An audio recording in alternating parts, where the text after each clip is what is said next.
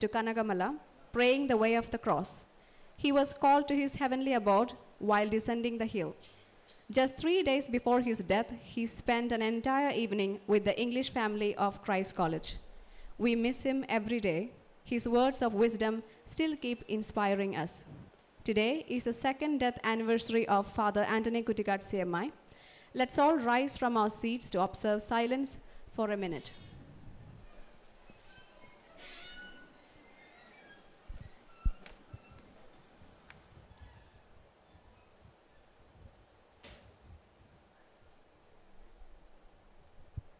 Let's begin this program with the blessings of the Almighty. Let's all rise for the prayer. I invite Sri Lakshmi to recite the prayer.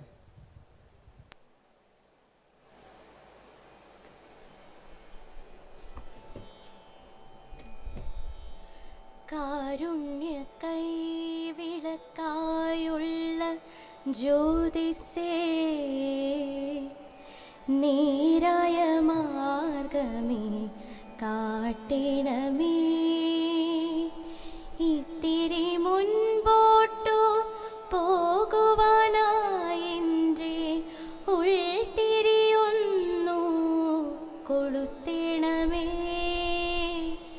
സത്തായും ചിത്തായും സർവസ്വാത്മാവായും സത്യത്തിൻ തത്വമേ നീലസിപ്പോ കാണായവർക്കെല്ലാം കണ്ണിൽ പൊരുളായി കാണപ്പെടാതെ ഇരിക്കുവോനേ ഞാനൊരു മൺതരി മാത്രമാണെങ്കിലും നൂനമവിടുത്തെ സൃഷ്ടിയല്ലോ കൈവിടാതെ നീ കാരുണ്യകാതലേ കൈവല്യദാതാവേ കൈത്തൊഴുന്നേ കൈത്തൊഴുന്നേ കൈത്തൊഴുന്നേ. Thank you. Please be seated. A short video with pictures of Father Antony Kuttikatt CMI is being released now. Let's remember him through these photographs.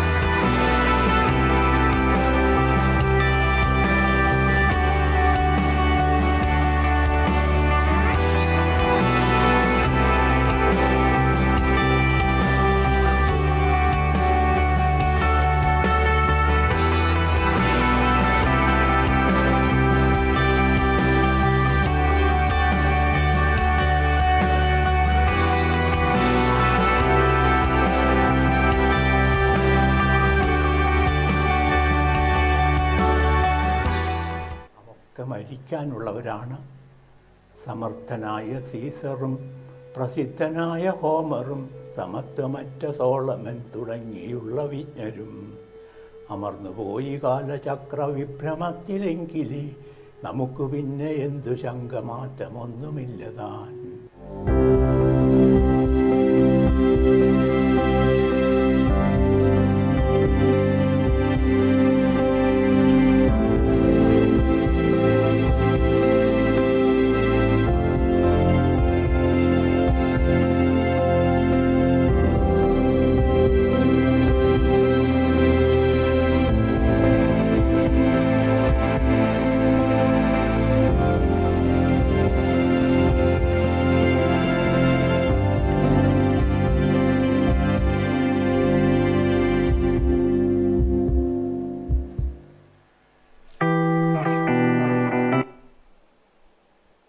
Next, we invite the following dignitaries onto the stage to be seated.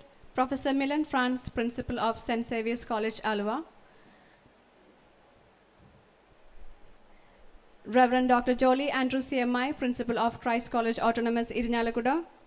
Reverend Father Jacob Nyerinyambally CMI, Manager of Christ.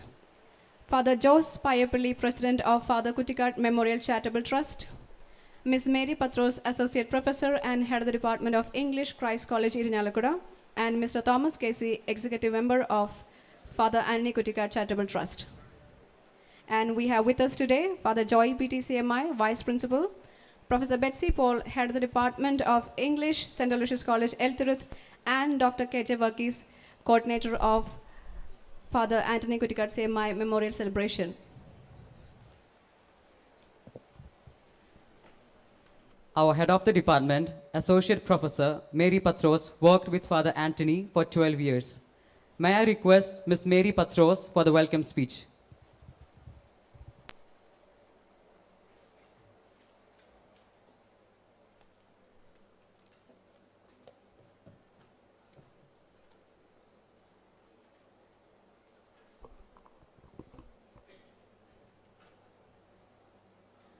Ladies and gentlemen, a very warm good afternoon to all of you. Father Antony Kuttikatt CMI. The name evokes innumerable memories in me, all cherished. A devout priest, large in proportion and large of heart, compassionate and loving, whose memory is indelibly etched in the hearts of all those who knew him. An excellent spiritual motivator, a dear friend and colleague, an ardent Shakespeare fan and a lover of basketball. He was the perfect amalgam of the spiritual and the best of the material world. This memorial lecture, jointly organized by the Father Antony Kuttikatt Charitable Trust, Chetana Music Academy, and the English departments of St. Aloysius College, Thrissur, and Christ College, Irinjalakuda, is a testimony to the place he occupies in all our hearts. 2 years back this day, it was with inexpressible shock and grief that we heard the news of his demise. Shocking because just 2 days before that, we had all got together for a gathering of the English family. I now bow in homage before the memory of Father Antony Kuttikatt and move on to the pleasant duty of welcoming you all. Reverend Father Dr. Jolie Andrews, our dynamic principal, and the president of this meeting, a solid pillar of constant encouragement and support. I welcome you, Father, to this function.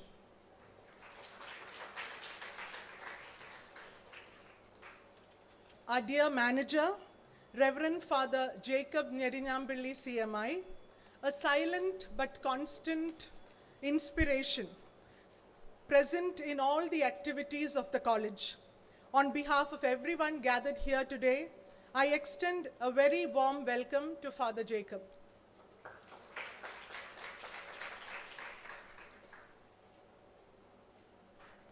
Professor MILON FRANZ, our chief guest, who is here to deliver the Kuttikatt Memorial Lecture. My association with her goes back to our student days when we were together at St. Joseph's College, Irinjalakuda. A brilliant student with a consistently good academic record, and also at the same time excelling in all the extracurricular activities. And now I'm proud to say she is the principal of St. Xavier's College for Women, ALUVA. The special thing about her is that she very ably steered the college to NAC AA+ grade with a score of 3.68 in the recently conducted accreditation process. Incidentally, it was the first college, theirs is the first college to undergo the 5th cycle of re-accreditation in India. So congratulations to Dr. MILON for that. She is a professor and a research guide, an acknowledged writer, researcher, poet, and speaker. Dr. MILON steered her college to great heights. She has authored 4 books, Nakshatrangal Undavunathu, The Legends of Kazakh, a post-colonial reading, Kazhchavattam, and MILON FRANZ'inde Pudiya Kavithagal. A warm welcome, dear Dr. MILON FRANZ.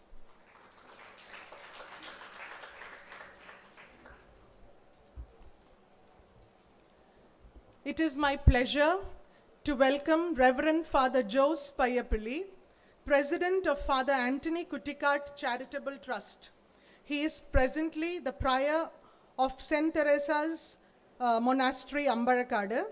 He was also the Director and Director of KES and former manager of St. Aloysius Monastery. He shared a deep bond with Father Antony. He was a student of Father Antony. I welcome you, Father, to this gathering.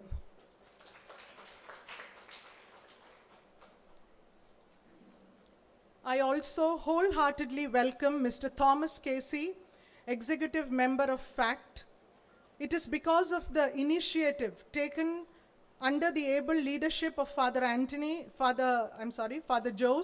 and Mr. Thomas that this memorial lecture has become possible. Reverend Father Joy Pinikya Parambil, the Vice Principal of Christ College, a person who untiringly works for the benefit of the college, lovingly known as Mavachan Plavachan.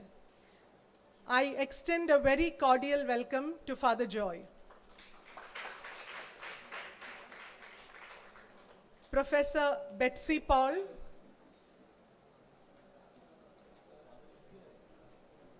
Professor Betsy Paul, Head of the Department of English, St. Aloysius College, Thrissur. Actually, the first memorial lecture was hosted by them last year. We have Professor Betsy with us representing the English Department of St. Aloysius College. Along with her, we also have Mr. Jason Jose, Associate Professor of the same department. I welcome both of you to this gathering. Dr. KJ Varghese, convener of this program, who will be delivering the vote of thanks, is part of the Department of English. For formality's sake, I extend a cordial welcome to him also. The winners of the short story competitions conducted in the teachers and students category are present here. In the teachers category, the first prize for the short story was won by Dr. Jolly Malayam. She is from Government College, Kasaragod. She is here right now. Ma'am, will you just, yeah. So we welcome you to this occasion. Mr. Andrew Jose, MA student of Newman College, Todupuzha. He is also here to receive the prize. Andrew, would you please rise? Yeah.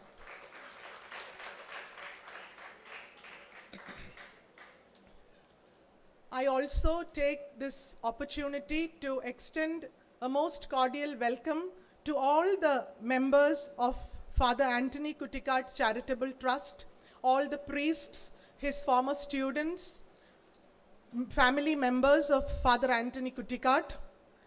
Last but not the least, I extend a very warm welcome to Father Wilson Tarail, who associated with us in organizing this program. He is the director of the self-financing programs in Christ College. A very warm welcome, Father. A most hearty welcome to Dr. T. Vivekanandan, coordinator of the self-financing programs. The Dean of Arts, Dr. Arvinda BP, Dean of Science, Dr. Xavier Joseph, Office Superintendent, Mr. Shaju, College Librarian, Father Sibi, all invited guests, members of the teaching and non-teaching staff, and my beloved students. Once again, welcoming you all. Thank you. Thank you, ma'am. Now I request our beloved principal, Reverend Dr. Jolly Andrew CMI to deliver the presidential address.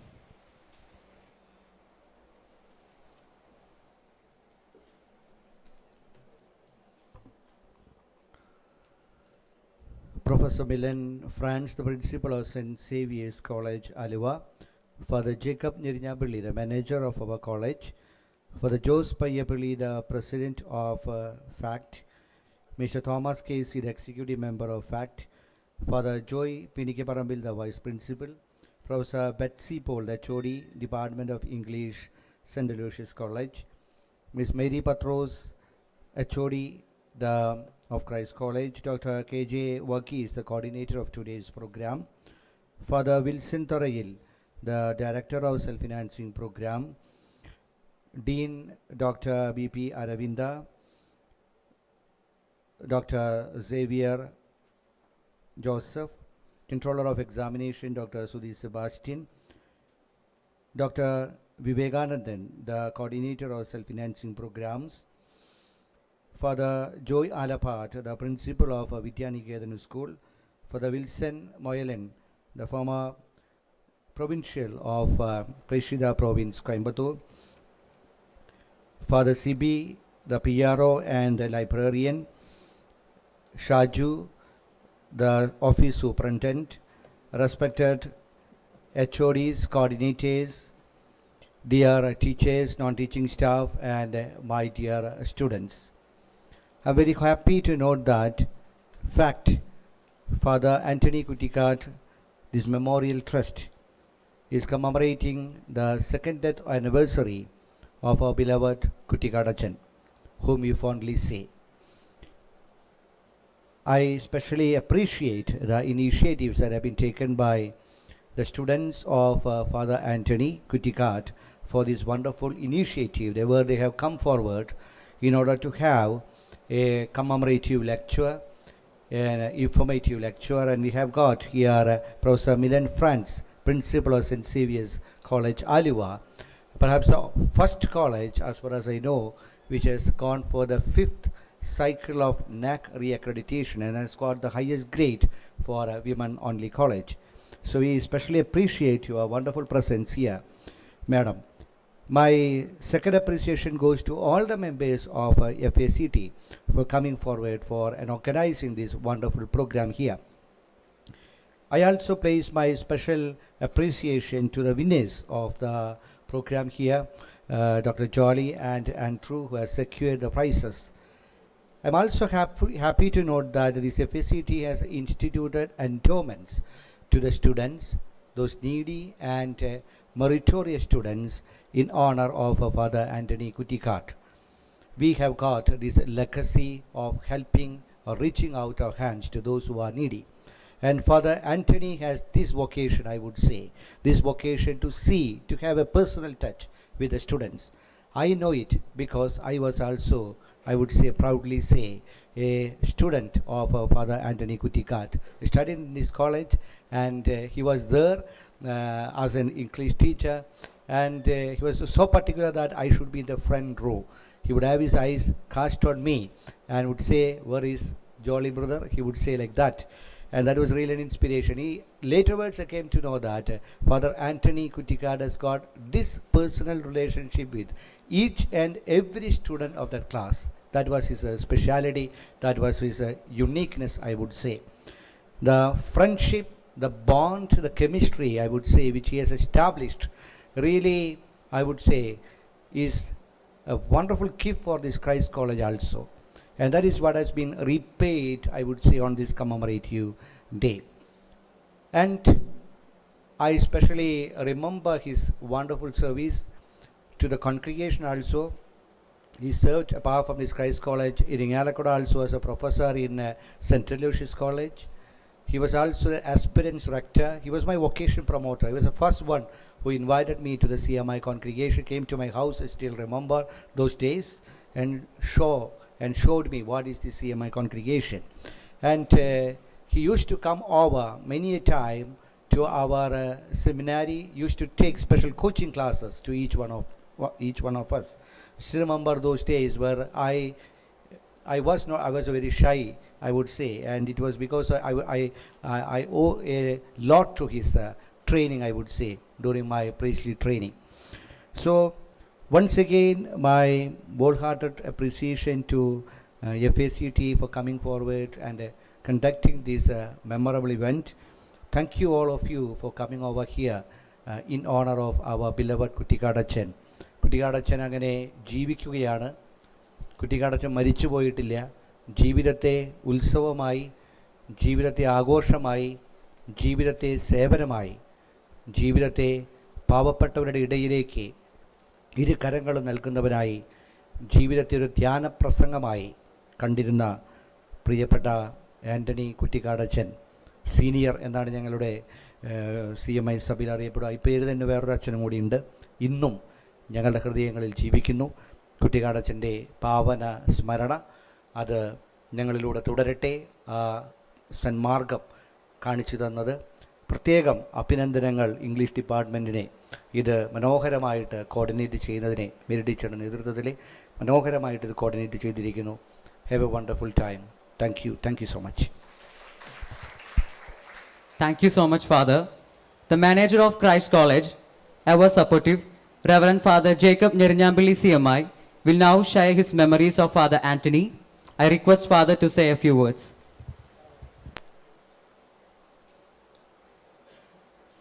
Christ കോളേജിൻ്റെ പ്രിൻസിപ്പലായിരിക്കുന്ന reverend father doctor Jolly Andrews CMI ഇന്നത്തെ കുറ്റിക്കാട് അച്ഛനെ കുറിച്ചുള്ള memorial lecture നടത്തുന്ന Saint Xavier's College principal professor Milan Frans, അതുപോലെ തന്നെ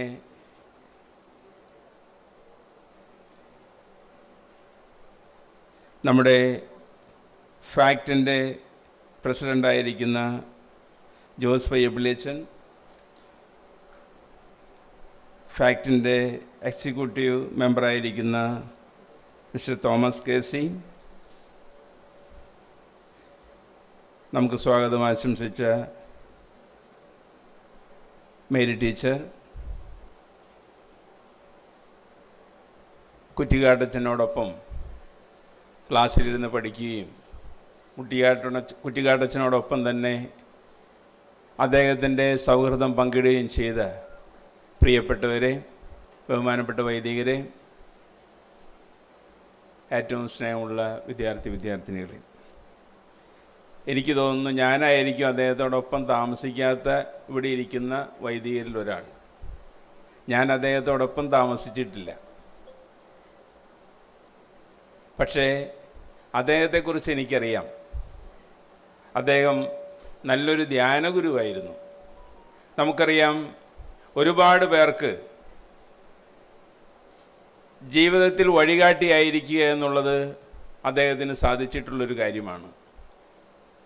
അദ്ദേഹത്തിൻ്റെ ശിഷ്യന്മാരെ മറ്റേത് അധ്യാപകനേക്കാൾ കൂടുതലായിട്ട് നെഞ്ചോട് ചേർത്ത് വച്ചിട്ടുള്ള ഒരു അധ്യാപകനാണ് നമ്മുടെ ബഹുമാനപ്പെട്ട കുറ്റിക്കാട് അച്ഛൻ.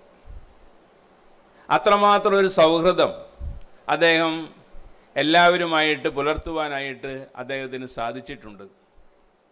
ഒരാൾക്കും കിട്ടാത്ത തരത്തിലുള്ള ഒരു മരണവുമാണ് അദ്ദേഹത്തിന് ലഭിച്ചത്. നമുക്കറിയാം, അദ്ദേഹം കനകമല കയറി ഇറങ്ങി വരുമ്പോഴാണ് അദ്ദേഹത്തിന് നെഞ്ചുവേദന അനുഭവപ്പെടുകയും മരിക്കുകയും ചെയ്തത്. എനിക്ക് തോന്നുന്നില്ല വേറൊരാൾക്ക് ഇതുപോലെ ഒരു മരണം ഉണ്ടാകുമെന്ന്. ഇത്രയും നല്ലൊരു മരണം. കാരണം ആ കനകമലയിൽ കയറി അവിടെ ഇരുന്ന് പ്രാർത്ഥിച്ചതിന് ശേഷം തിരിച്ചിറങ്ങുമ്പോൾ തൻ്റെ ദൈവപിതാവിൻ്റെ അടുക്കിലേക്കുള്ള യാത്ര അദ്ദേഹം തുടങ്ങുകയായിരുന്നു. ഞാൻ അദ്ദേഹത്തിൻ്റെ ഒരു ശിഷ്യനോട് ചോദിച്ചു, ഒരു വിദ്യാർത്ഥിയോട് ചോദിച്ചു, ഞാൻ എന്താണ് കുറ്റിക്കാട്ടച്ചനെ കുറിച്ച് പറയേണ്ടത്? അപ്പോൾ അദ്ദേഹം പറഞ്ഞു, കുറ്റിക്കാട്ടച്ചൻ ഇവിടെ നിന്ന് റിട്ടയർ ചെയ്തു പോകുന്ന സമയത്ത് ഞങ്ങൾ അദ്ദേഹത്തോട് ചോദിച്ചു, അച്ഛൻ പടി ഇറങ്ങുകയാണ് അല്ലേ? അപ്പോൾ കുറ്റിക്കാട്ടച്ചൻ പറഞ്ഞു, ഞാൻ പടി ഇറങ്ങുകയല്ല, ഞാൻ പടി കയറുകയാണ്. അദ്ദേഹം പറഞ്ഞത് ശരിക്കും അക്ഷരാർത്ഥത്തിൽ ശരിയായിരുന്നു. അദ്ദേഹം പടി കയറിക്കൊണ്ട് തന്നെയാണ് ഈ ലോക ജീവിതത്തിൽ നിന്ന് വിട വാങ്ങിയത്. അത്രമാത്രം അദ്ദേഹത്തിന് ഒരു ആത്മീയമായിട്ടുള്ളൊരു ചൈതന്യമുണ്ടായിരുന്നു. തൻ്റെ ശിഷ്യന്മാരോടും അതുപോലെ തന്നെ അദ്ദേഹത്തിൻ്റെ സഹപ്രവർത്തകരോടും അദ്ദേഹം വളരെ വളരെ മാനസികമായ ഒരു അടുപ്പം പുലർത്താനായിട്ട് നമുക്ക് അദ്ദേഹത്തിന് സാധിച്ചിട്ടുണ്ട്. ഇന്നത്തെ ആ പ്രാർത്ഥനാലാപനത്തിൽ നമ്മൾ കേൾക്കുകയുണ്ടായി, ഇത്തിരി മുമ്പോട്ട് പോകുവാനായ എൻ്റെ ഉൾത്തിരി ഒന്ന് കൊളുത്തണമേ.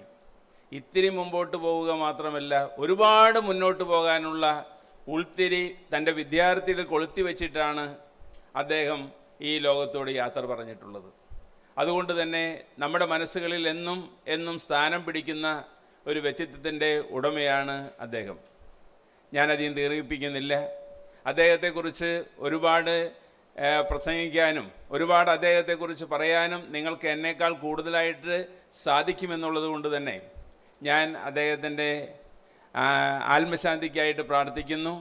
അദ്ദേഹത്തിന് ദൈവം സ്വർഗം നൽകി അനുഗ്രഹിച്ചിട്ടുണ്ടാകുമെന്നുള്ള കാര്യത്തിൽ സംശയമില്ല. ദൈവം അനുഗ്രഹിക്കട്ടെ എന്ന പ്രാർത്ഥനയോടെ നിർത്തുന്നു. Thank you, Father. A scholarly lecture always enlightens us. Now I invite Professor MILON FRANZ, the principal of XAVIER'S College, ALUVA, to deliver the memorial lecture.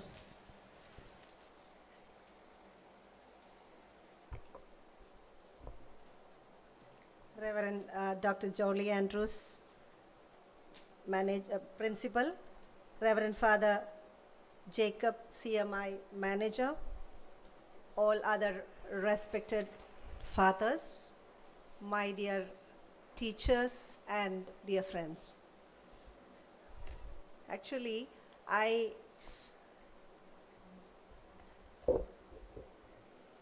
I'm a person who believe that nothing happens by accident or by coincidence. I believe that everything has a cause, or rather a reason behind it. So if I am here, it is because of my good friendship with our Dr. Verghese and your dear teacher, Ms. Mary Patrus. And I'm having a lot of connections with them. And it's true that when you pass or when you go beyond your middle ages, rather you become so attached to memories and you try to see things in a very different way. All the things that are past, especially the experiences, the people, the relationships, all those things that you passed by, they will appear in a very different light, and we see them in that halo only. And you realize what is most important for you, and you realize what is most precious for you. And I sometimes think that friendships in your life are some of the most precious things in life. So first of all, I thank both of them and the entire management for inviting me for this. And I always yearned to be in this campus while I was studying in St. Joseph's, because at that time St. Joseph's was exclusively, means even now, it's a women's college, and this was not meant for women. We were not allowed entry. Means we could have entered, but we were not allowed to study here. So I always yearned to be inside the college.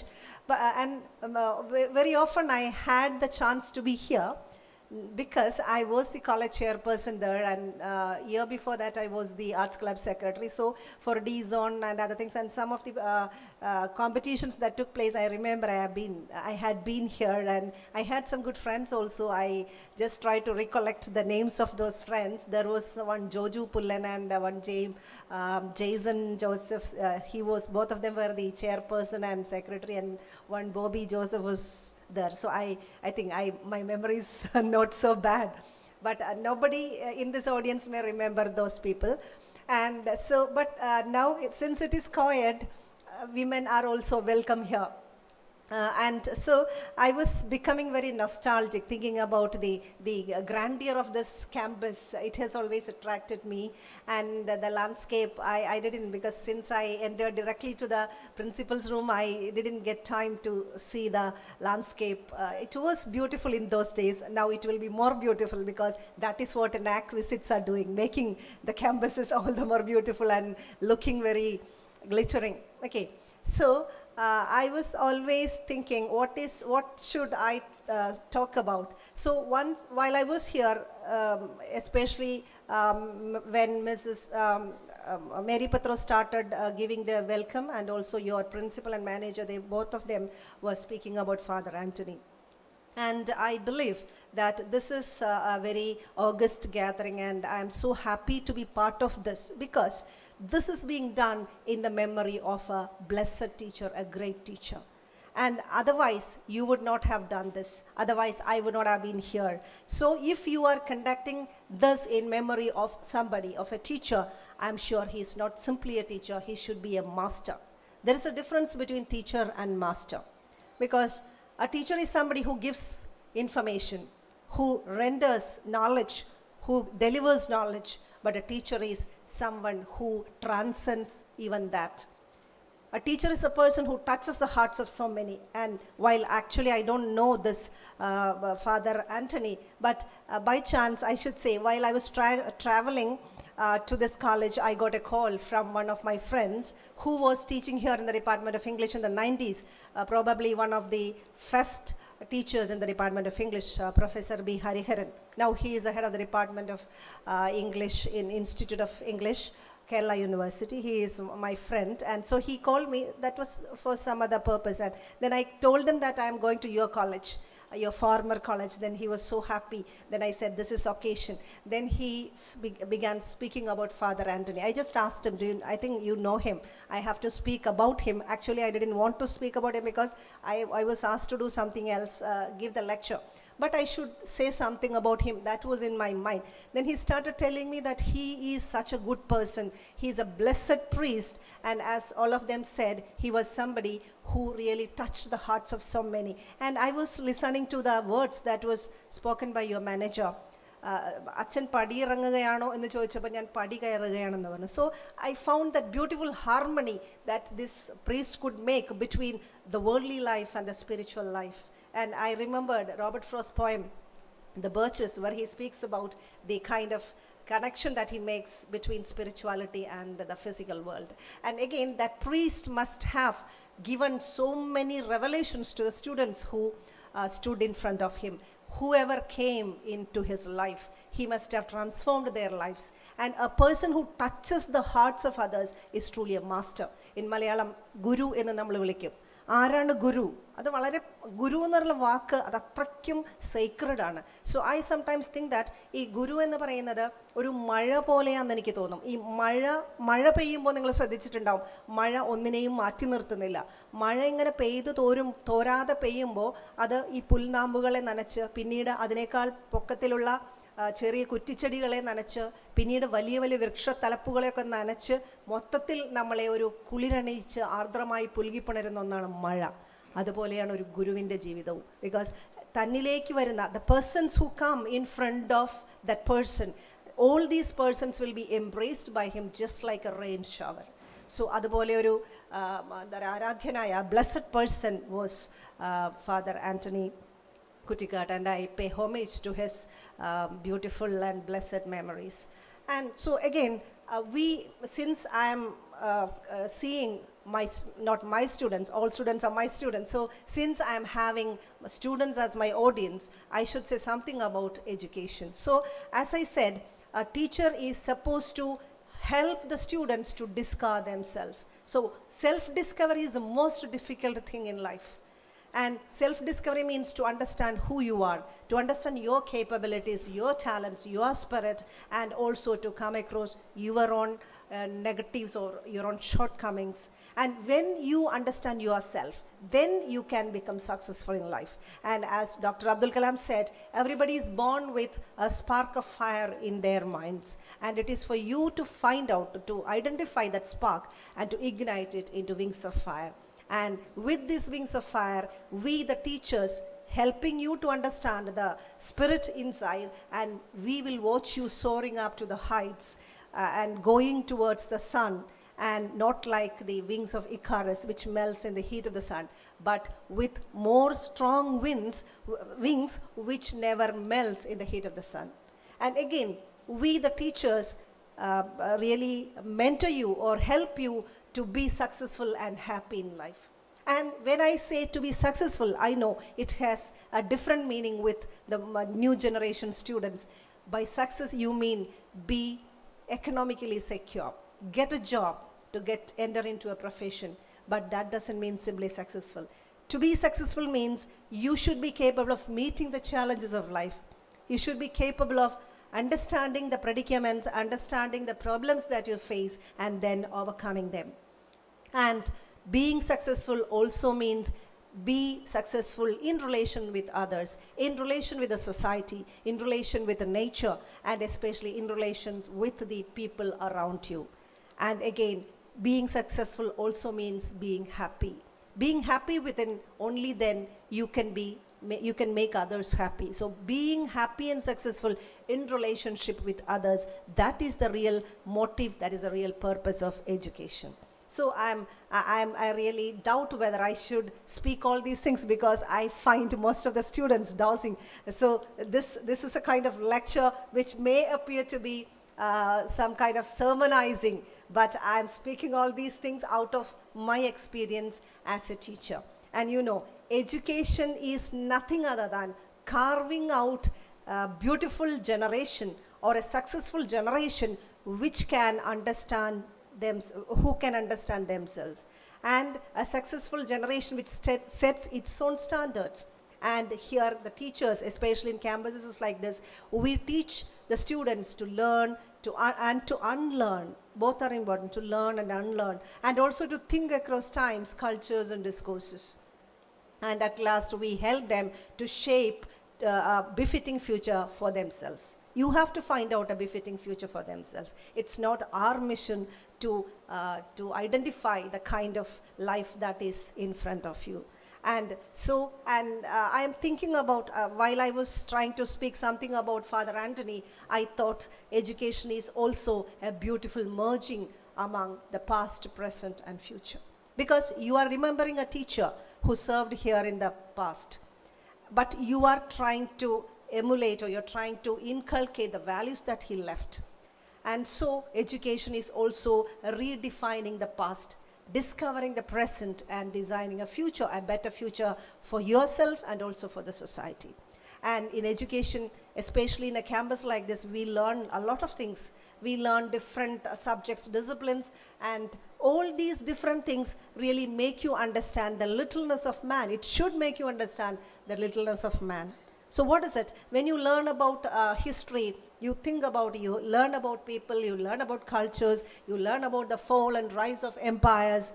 And again, when you study science, you speak about the evolution of life, how man or human race came into being, all those things. And again, when you study about solar system, you understand that you belong to one of the 8, when we studied it was 9, one of the 8 planets, and you belong to one of the planets, and you belong to one of the continents inside that, you belong to one of the countries, to one of the states and one of the villages. So all these will make you understand the littleness of man. So education must make you understand in a better, must be able to make you understand it in a better way and to make you a better human being. It is nothing other than that. So literature also does the same thing, because I believe that the students who are sitting in front of me have taken up not literature, functional English anyhow, but they are also learning literature. Yeah, PG girls and boys are there. So what is, if I ask you, how many of you have taken up English literature because of the passion? I'm sure I won't get many students, or many students may not raise their hands. I'm quite sure about it. But during our time, there were a lot of people who had taken up literature, especially people like me and your teacher, Mary ma'am. We had all taken up literature because of the great passion. Now I think this question itself is absurd. If I ask them, they'll ask me, what do you mean by passion? It is an absurd thing, something which belongs to the past. Because I remember having given a kind of experience in my class once, many years ago, when that film Premam was released. I usually discuss such things in my classroom. Then, so I discussed about this film in my classroom, and I asked them. So they were all full of appreciation. You know, the entire young generation was full of appreciation for this film. So I had my own differences of opinion, and so we discussed it. But after some time, I think months later, another movie was released called, I forgot the name. That means a person who died and the woman, a heroine, remained single for a long time. Ennoninte Moideen, yes. So when this film was released, I asked them, did you like the movie? Then most of them said, no, we didn't like. So I was surprised, and I asked them, why you didn't like this film? Because you were full of appreciation for the other one. Then one of the students stood up and she told me that, ma'am, it's really absurd to spend your entire life for somebody. If that person is gone, we have to find out our own life, because our life is lying ahead of us. So I thought the young generation thinks in a different way. Then I started rethinking. So that's why I asked you now, if I ask this question, that will be termed as absurd, because you believe that to spend your entire life, to contribute or to devote your entire life towards a cause is absurd. It's foolish. You may think so. I don't know, because my and the attitude of generations like of people like mine may be different. Then, so I am sure you all, because in our assessment patterns we all have objectives, and we try to see whether these objectives are achieved. Outcome. We call it outcome-based education. So whether these outcomes are achieved. So for you, I know the outcome is nothing other than job. So you must have taken a particular course only to get employed, only to get a job. But we were different. I know this one danger with the old generation is that you will say that we were better than you, but I am not a person like that. I never say that we were better. You are always better and ahead of us. But I'm trying to speak about the difference of perspectives that have kept into the study of literature. And so you means to devote your life to study literature and to take it up as a passion. All these may be found as strange by the modern generation. But we had a lot of admiration for writers like Shakespeare, William Wordsworth, etc. But nowadays, I know even in the syllabus of English literature, we don't have such canonical writers. Not many of them are there. So we used to study all the things, even those which are not prescribed in the syllabus. We used to read, and I used to take pride in reciting or repeating the lines from William Shakespeare, like, as flies to Vanden boys are we to the gods, they kill us for their sport. Then we are such stuff as dreams are made of, rounded off with a sleep. Then there are a lot of lines are there. Life is a tale told by an idiot. Full of sound and fury, signifying nothing. So according to us, what such writers did was, they had a kind of knowledge about life.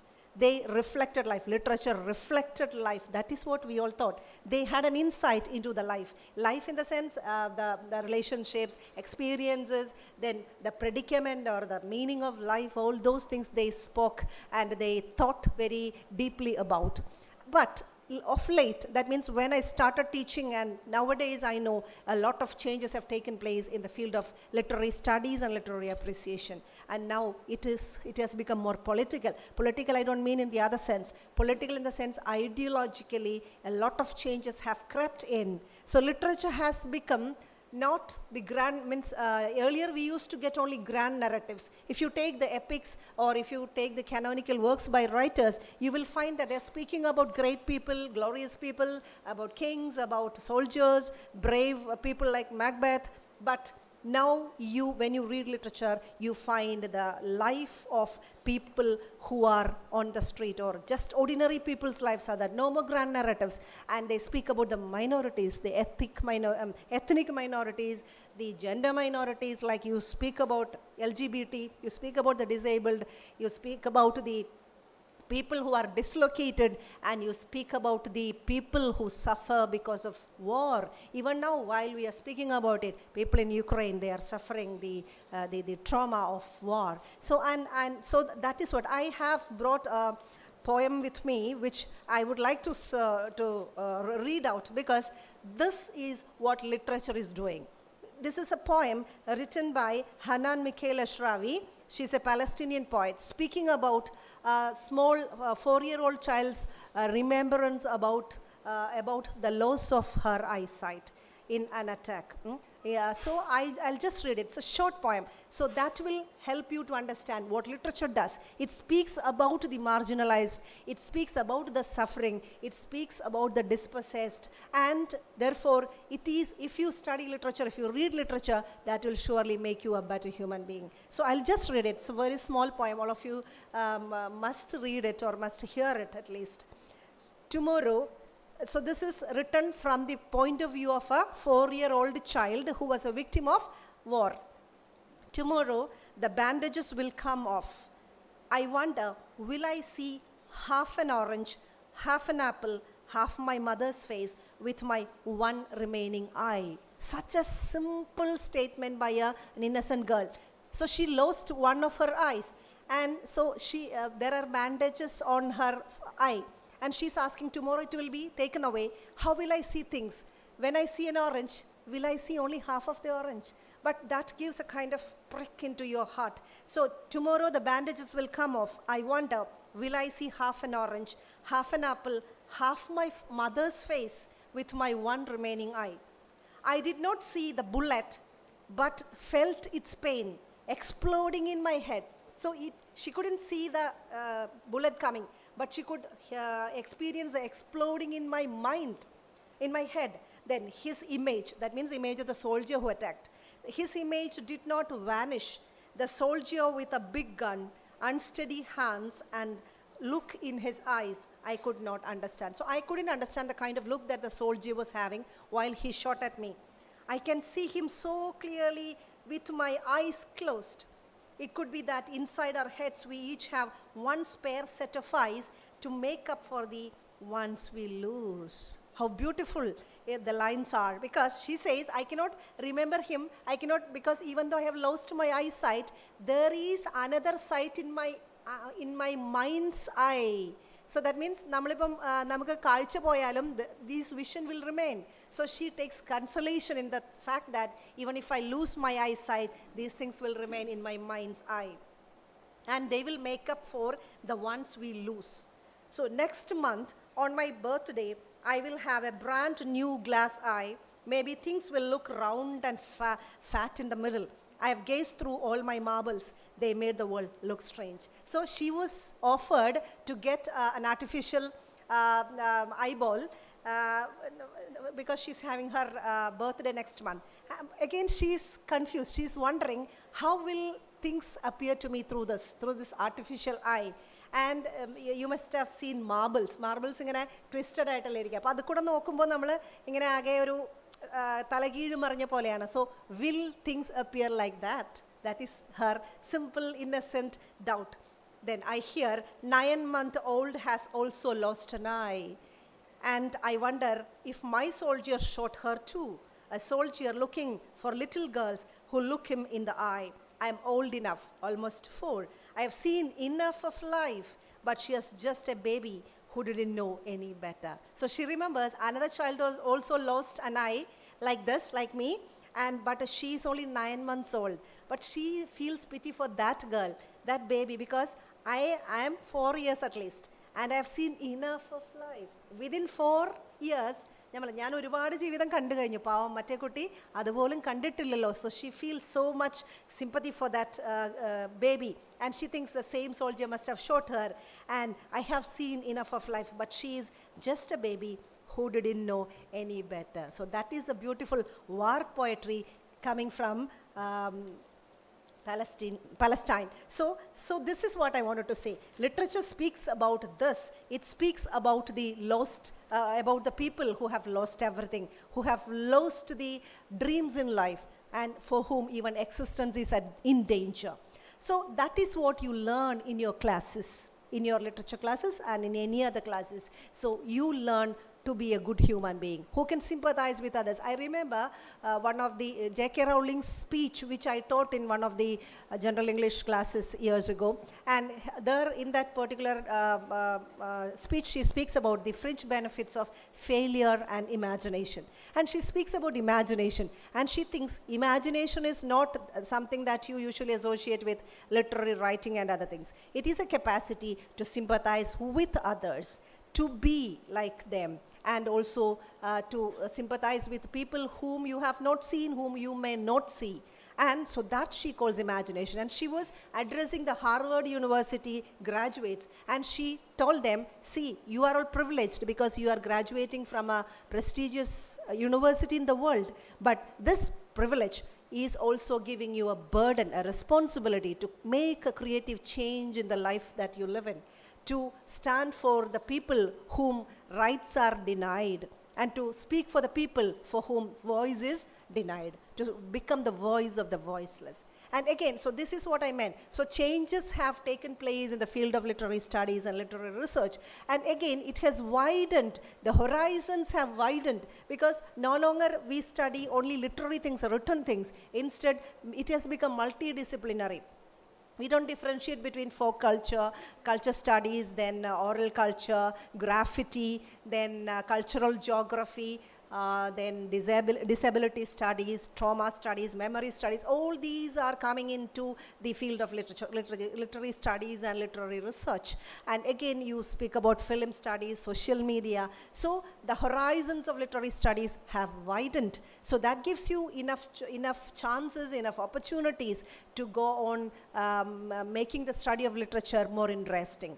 And again, it is not monolithic now. It has become more accommodative. It has become more inclusive. I told you about the minorities, ethnic minorities, and the gender minorities that are being included. And in the same way, the language that you use for literature is no longer the canonical language, the called literary language, but instead it accommodates and acknowledges the varieties of language, especially dialects, and even indigenous literature is being celebrated much.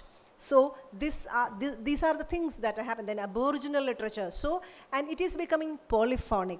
It is not a monologue. Instead, it is accommodating a lot of things inside. So this is what literary studies are now doing. So when you become more inclusive, you have more chances. And in British literature, because when we were studying literature, we were studying only British literature. We thought, or we were taught, the literature that is coming in English, the literature that is coming from Britain or America, these are the only literatures of the world, so-called celebrated literatures. But now we know that all kinds of literatures written in any language is world literature. It has a right of its own, and so that is the new trend, that is a new perspective in which you are taking up the studies of literature. So I'm sure all these things you are going through in your studies, in your projects and other activities related to curriculum and extracurricular and extracurricular projects.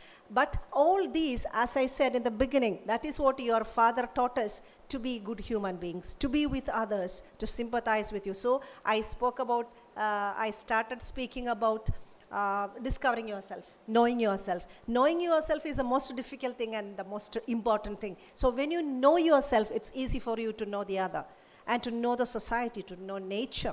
So that is also very important, because only recently that eco studies or eco aesthetics has come into popularity. But I believe that when you take up all the kinds of earlier classical literature, you find this concern with nature very much in such writings. And of course, when you read William Wordsworth, you will surely come across that. And he is considered to be one of the most important nature poets.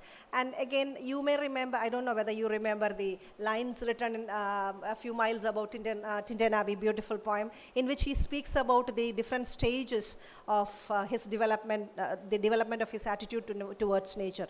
And he says, the sounding cataract haunted me like a passion in the beginning phase of his relationship with nature. But later, it went on maturing, that relationship became more mature, and later he speaks about the moral influence it had, and it made him to see into the life of things. That is what he says. And in another poem, Ode on Intimations of Immortality, he says, now only because I loved nature and I sang in praise of nature, that I am a lover of humanity. And I could hear the still sad music of humanity. So a good reader of literature should become a lover of humanity. And you will hear the still sad, you have to. hear the still sad music of humanity. So this is the importance of studying literature. This is the importance of education. And again, now I was speaking about the, how many minutes left? No, I just want to frame it like that. How many more minutes? 10 minutes. 10 minutes.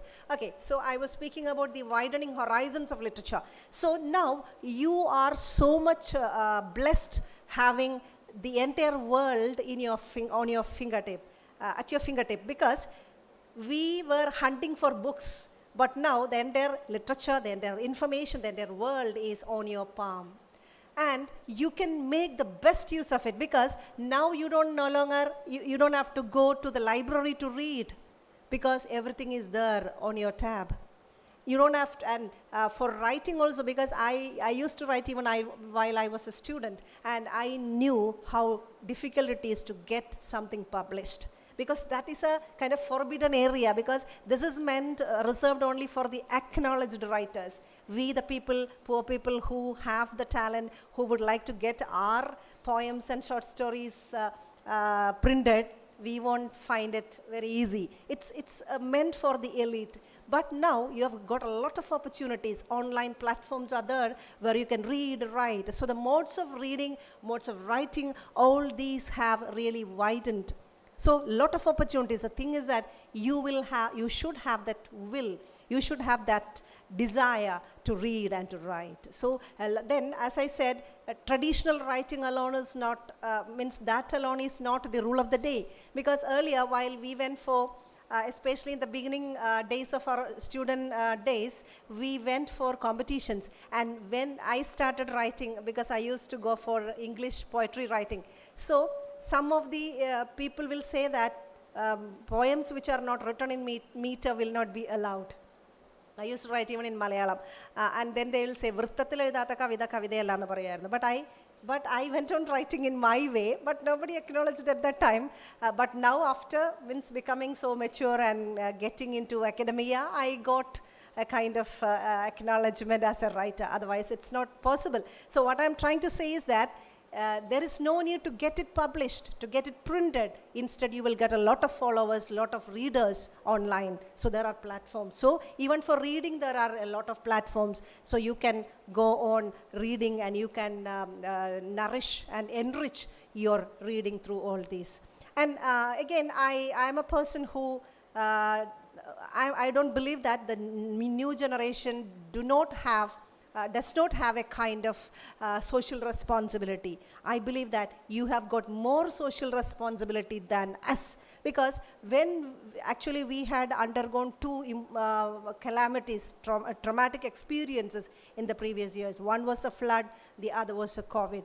So when emergencies come, when calamities happen, it is the youth that come for the rescue. It's the youth that come for volunteering services. So they use the social media in a very creative way, in a very useful way, and they come to the help of everybody who is in need. So I am a person who believes that you can do wonders through your social responsibility. But in campuses, what we are seeing today is that almost the majority of the social works are being done for the performance part, because I was also a person who steered the snack process, as they all said.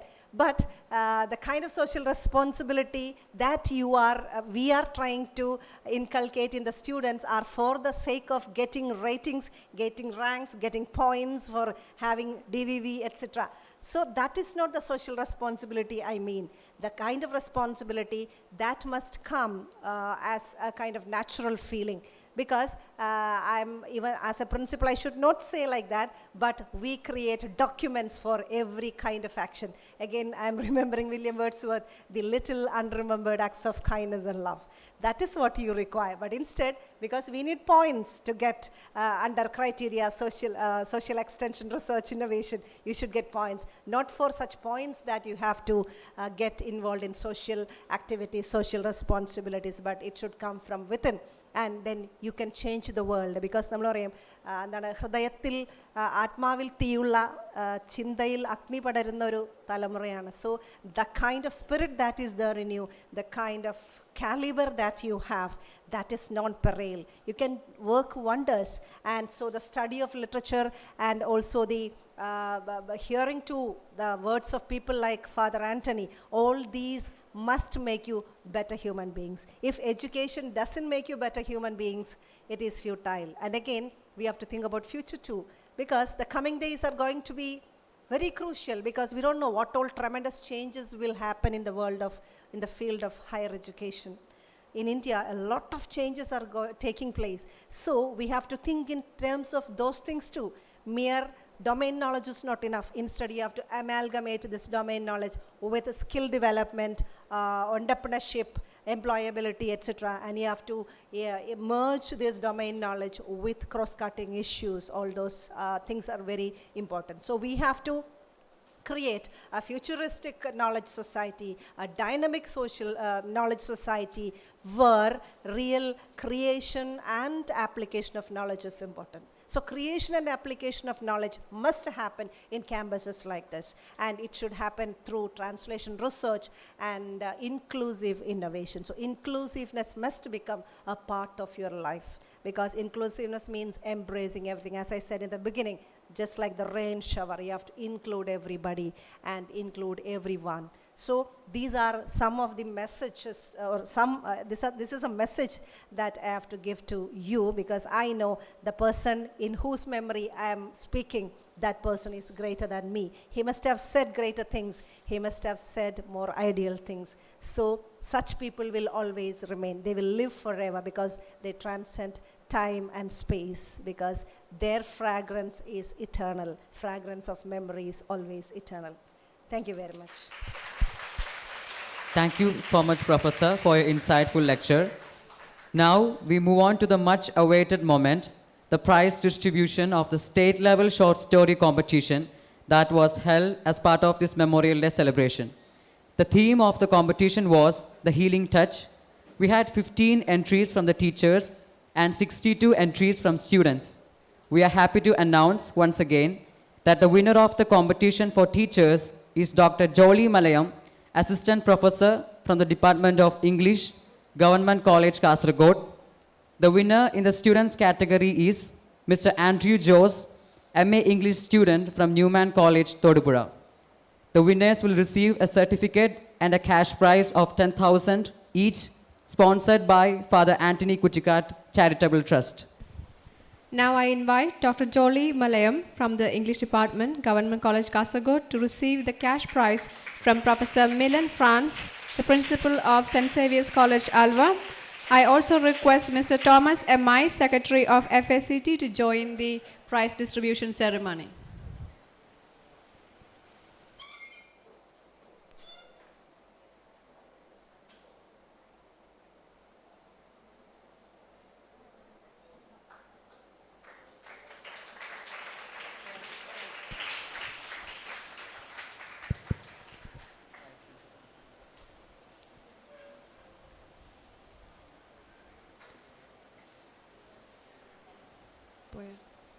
Now I invite Mr. Andrew Jose, MA English student from Newman College, Thodupuzha, to receive the cash prize from Professor MILON.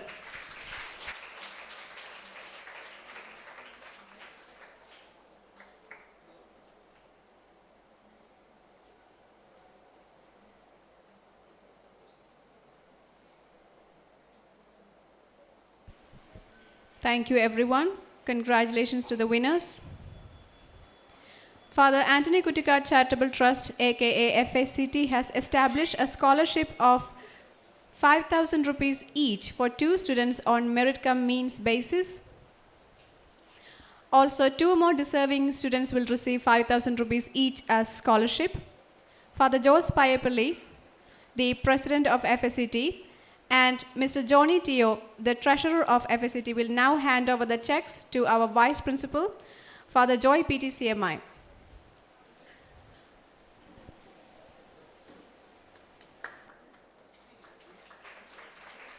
Let's give them a round of applause.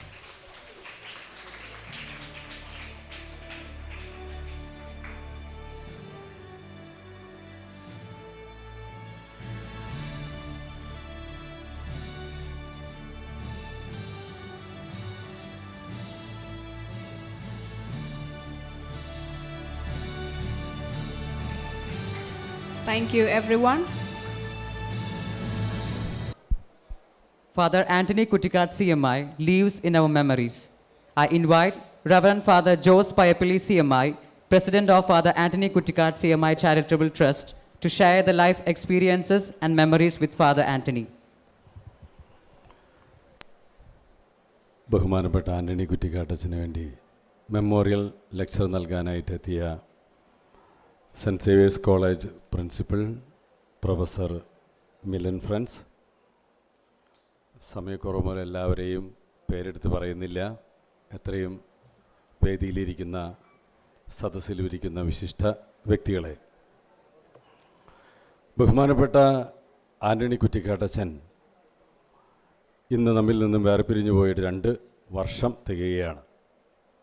Antony അച്ഛൻ മരിച്ച സമയത്ത് കുറ്റിക്കാട്ടച്ചനുമായിട്ട് അടുത്ത് പരിചയമുള്ള അദ്ദേഹത്തിൻ്റെ ശിഷ്യഗണങ്ങൾ പരസ്പരം ലോകത്തിൻ്റെ നാനാഭാഗങ്ങളിലുമുള്ള ശിഷ്യഗണങ്ങൾ ഫോണിലൂടെ സംസാരിച്ചതിൻ്റെ പേരിൽ ഉണ്ടായിട്ടുള്ള ഒരു ട്രസ്റ്റാണ് ഈ FACT, father Antony Kuttikkattu memorial charitable trust. ഇന്ന് ഇത് UK-യിലും സ്വിറ്റ്സർലൻഡിലും അമേരിക്കയിലും ലോകത്തിൻ്റെ പല ഭാഗങ്ങളിൽ ഇരുന്ന് കണ്ട് ഇത് കണ്ടുകൊണ്ടിരിക്കുന്നവർ ഇത് ശരിയായി ഇതെല്ലാം ആസ്വദിച്ചുകൊണ്ടിരിക്കുകയാണ്. അപ്പോൾ അവരുടെ എല്ലാം ലോകത്തിൻ്റെ നാനാഭാഗങ്ങളിലുള്ള അദ്ദേഹത്തിൻ്റെ ശിഷ്യന്മാരുടെ ഒരു ചർച്ചയുടെ അടിസ്ഥാനത്തിലാണ് ഈ ഫാക്റ്റ് എന്ന സംഘടന രൂപം കൊണ്ടിട്ടുള്ളത്. ഇത് വരാനായിട്ട് കാരണം അദ്ദേഹം ഞങ്ങളുടെ ഒരു ഗുരുവായിരുന്നു എന്നുള്ളത് കൊണ്ടാണ്. പക്ഷേ ഒരു ഗുരു എന്ന് ചിന്തിക്കുമ്പോൾ വലിയ ഒരു താടി വെച്ച ഒരു വലിയ ഗുരു, അദ്ദേഹത്തിന് അനുഗമിക്കുന്നവർ ശിഷ്യന്മാർ, അതാണ് നമ്മൾ ഗുരു ശിഷ്യ ബന്ധത്തെക്കുറിച്ച് ചിന്തിക്കുക. പക്ഷേ ബഹുമാനപ്പെട്ട ആൻ്റണി കുറ്റിക്കാട്ടത്തിനെ സംബന്ധിച്ചിടത്തോളം ഈ ഗുരു സ്റ്റുഡൻസിനെ, ശിഷ്യന്മാരെ അക്കമ്പനി ചെയ്യുന്ന ഒരു വ്യക്തിയാണ്. കുട്ടികളോട് കൂടെ ആയിരിക്കുവാൻ ആഗ്രഹിക്കുന്ന ഒരു വ്യക്തി. മിസ് പറഞ്ഞു, വിദ്യാർത്ഥി അവരുടെ ജീവിതത്തിൽ അവരുടെ കഴിവുകളെ വളർത്തിക്കൊണ്ടുവരാനായിട്ട് തങ്ങളുടെ ഉള്ളിലിരിക്കുന്നതിനെ പുറത്തു കൊണ്ടുവരുവാനുള്ള ഒരു പരിശ്രമമാണ് വിദ്യാഭ്യാസത്തിലൂടെ നടക്കുന്നത് എന്ന് മിസ് പറയുകയുണ്ടായി. എന്നാൽ എനിക്ക് തോന്നുന്നത് ഈ ഉള്ളിലിരിക്കുന്ന കാര്യങ്ങൾ തന്നെ പുറത്തു വരില്ല. ഇതെന്തെല്ലാം കാര്യങ്ങളെ ഇതിൽ ഉള്ളിലിരിക്കുന്നത്, ഇത് നമുക്ക് പോലും അറിയില്ല ഇതെല്ലാം കാര്യങ്ങളുണ്ട്. നമ്മളിപ്പോഴും എന്തെല്ലാം നമ്മുടെ ഉള്ളിലുണ്ട്, എന്ത് കഴിവുകളുണ്ട്, നമ്മളിപ്പോഴും ബോധ്യമുള്ളവരല്ല. അവനിലുള്ള ആ സാധ്യതകളെ കണ്ടുപിടിച്ച് അവൻ്റെ കൂടെ നടന്ന് ഇതെല്ലാം പുറത്തു കൊണ്ടുവരുവാൻ ഒരാളുണ്ടെങ്കിൽ അവൻ്റെ വളർച്ച വളരെ വലുതായിരിക്കും. അതാണ് കുറ്റിക്കാട്ടച്ചൻ്റെ പ്രസക്തി. അതുകൊണ്ടാണ് കുറ്റിക്കാട്ടച്ചൻ വിദ്യാർത്ഥിയുടെ കൂടെ നടക്കുന്നവനാണ്, അക്കമ്പനി ചെയ്യുന്നവനാണ് എന്ന് പറയുന്നത്. ഒരുപക്ഷെ അക്കമ്പനി എന്ന വാക്കിന് ഇംഗ്ലീഷിനെ കുറിച്ച് ഔദ്യോഗികമായിട്ട് പറയാൻ ഞാനിവിടെ ആരല്ല കേട്ടോ. അക്കമ്പനി എന്ന് പറയുമ്പോൾ എല്ലാവരും അതിൻ്റെ കൂടെ നടക്കുന്നവൻ എന്നുള്ള ഒരു അർത്ഥം അവിടെ നിലനിൽക്കുമ്പോൾ തന്നെ നമ്മൾ മലയാളത്തിൽ ഈ വാക്ക് പറയുമ്പോൾ നമ്മൾ കമ്പനി എന്ന് പറയില്ലേ, അവനായിട്ട് ഭയങ്കര കമ്പനിയാണ്. അതൊരു മലയാളം പ്രയോഗമാണത്. അതായത് കുറ്റിക്കാട്ടച്ചൻ വാസ്തവത്തിൽ അക്കമ്പനിയല്ല, കുറ്റിക്കാട്ടച്ചൻ ഒരു കമ്പനിയായിരുന്നു. എല്ലാവരുമായിട്ടും ഭയങ്കര കമ്പനിയായിരുന്നു. അദ്ദേഹത്തിന് വിദ്യാർത്ഥികളെന്നോ അധ്യാപകനെന്നോ ഉള്ളൊരു വേർതിരിവോ ഒരു മതിൽക്കെട്ടോ അവിടെ ഉണ്ടായിരുന്നില്ല. പ്രത്യേകിച്ച് അദ്ദേഹം അക്കമ്പനി ചെയ്യുന്നത് യേശുവിനെ പോലെയാണ്, കാണാതായ ആടിനെ അന്വേഷിച്ച് കണ്ടെത്തിയ ഒരു ഇടയനെ പോലെയാണ്. അല്ലെങ്കിൽ ഈ ആടിനെ കാണാതാവാൻ സാധ്യതയുണ്ട് കുറച്ച് നാൾ കഴിഞ്ഞാൽ, കർത്താവ് അത്ര കടന്ന് ചിന്തിച്ചേണ്ടോ എന്ന് എനിക്കറിയില്ല. ഇവൻ വഴിതെറ്റിപ്പോകാൻ സാധ്യതയുണ്ട്, ഇവൻ്റെ കൂടെ നടന്നില്ലെങ്കിൽ ഇവൻ ആൾ പെശകാണ് എന്ന് തോന്നുന്നവൻ്റെ കൂടെ ഒരു നാണവും ഇല്ലാതെ പിന്നാടെ നടക്കുന്നവനായിരുന്നു കുറ്റിക്കാട്ടച്ചൻ. ഇതെന്തിനീ അച്ഛൻ എൻ്റെ പിന്നാലെ നടക്കണത്, എന്തിനാ എൻ്റെ കൂടെ ഇത് പറഞ്ഞുകൊണ്ടിരിക്കുന്നതെന്ന് പോലും ഒരുപക്ഷെ പല ശിഷ്യന്മാർക്കും തോന്നിയിട്ടുണ്ട്. പക്ഷെ ചിലവരെ വിടില്ല, അച്ഛൻ പിന്നാലെന്ന് വിടില്ല. അതുപോലെ ഒരു പ്രത്യേകതയാണ് കുറ്റിക്കാട്ടച്ചൻ ഉണ്ടായിരുന്നത്. അതാണ് അദ്ദേഹത്തെ വലിയ മഹത്വപൂർണ്ണനാക്കിയത് എന്ന് എനിക്ക് തോന്നുകയാണ്. പിന്നെ മാത്രമല്ല, ഒരു അധ്യാപകൻ എന്ന് പറയുമ്പോൾ ഒരു വൈഡ് റേഞ്ചുള്ള ഒരു വ്യക്തിയായിരിക്കും ഒരു അധ്യാപകൻ. പല കഴിവുള്ള കുട്ടികളെയും കണ്ടുപിടിച്ച് പ്രോത്സാഹിപ്പിച്ച് വളർത്തി കൊണ്ടുവരാൻ വളരെ ധാരാളം പല അധ്യാപകർക്കും സാധിച്ചെന്ന് വരും. എന്നാൽ ഞങ്ങളുടെ കാലത്ത് ഈ 10ാം ക്ലാസ്സിൽ പഠിക്കുമ്പോൾ പാസ്സാവണമെങ്കിൽ 210 മാർക്ക് മതി. 210 മാർക്ക് ഉണ്ടെങ്കിൽ പാസ്സാവും. അങ്ങനെയായിരുന്നു. ഇപ്പോഴത്തെ സിസ്റ്റം അനുസരിച്ച് നിങ്ങൾക്കറിയില്ല, A+, C, B ഒക്കെയാണ്, അതറിയില്ല. 210 മാർക്കുകാരനെയും റാങ്ക് ഹോൾഡറെയും ഒരേ വേദിയിലിരുത്തി പഠിപ്പിക്കാൻ പ്രാപ്തനായ ഒരു അധ്യാപകനായിരുന്നു കുറ്റിക്കാട്ടച്ചൻ. ചില അധ്യാപകർ വളരെ പണ്ഡിതന്മാരായ കുട്ടികൾ, നല്ല അറിവുള്ള കുട്ടികളെ പഠിപ്പിക്കാൻ നല്ലവനായിരിക്കാം. ഒരു പക്ഷേ വളരെ താഴ്ന്ന നിലയിൽ വളരെ അടിസ്ഥാനപരമായ കാര്യങ്ങൾ പറഞ്ഞു കൊടുക്കാൻ ചില അധ്യാപകർക്ക് കഴിവുണ്ടാകാം. പക്ഷേ കുറ്റിക്കാട്ടച്ചൻ പന്തി നോക്കി വിളമ്പാൻ കഴിവുള്ളവനായിരുന്നു. ഞാനൊന്നും പഠിക്കാൻ അത്ര മിടുക്കനൊന്നല്ലായിരുന്നു. എന്നോടൊക്കെ അച്ഛൻ പറയാം, അതെ നീ എന്ത് ചോദിച്ചാലും ഈ സാധനം കൂടെ എഴുതി വെച്ചാൽ മതി. എന്താ വെച്ചാൽ അതിലും കൂടുതൽ എന്നോട് പറഞ്ഞിട്ട് കാര്യമില്ല. ഇപ്പോൾ fill up the blanks with suitable words, ആ ഒരു ക്വസ്റ്റ്യൻ ഉണ്ടെന്ന് വിചാരിക്കും.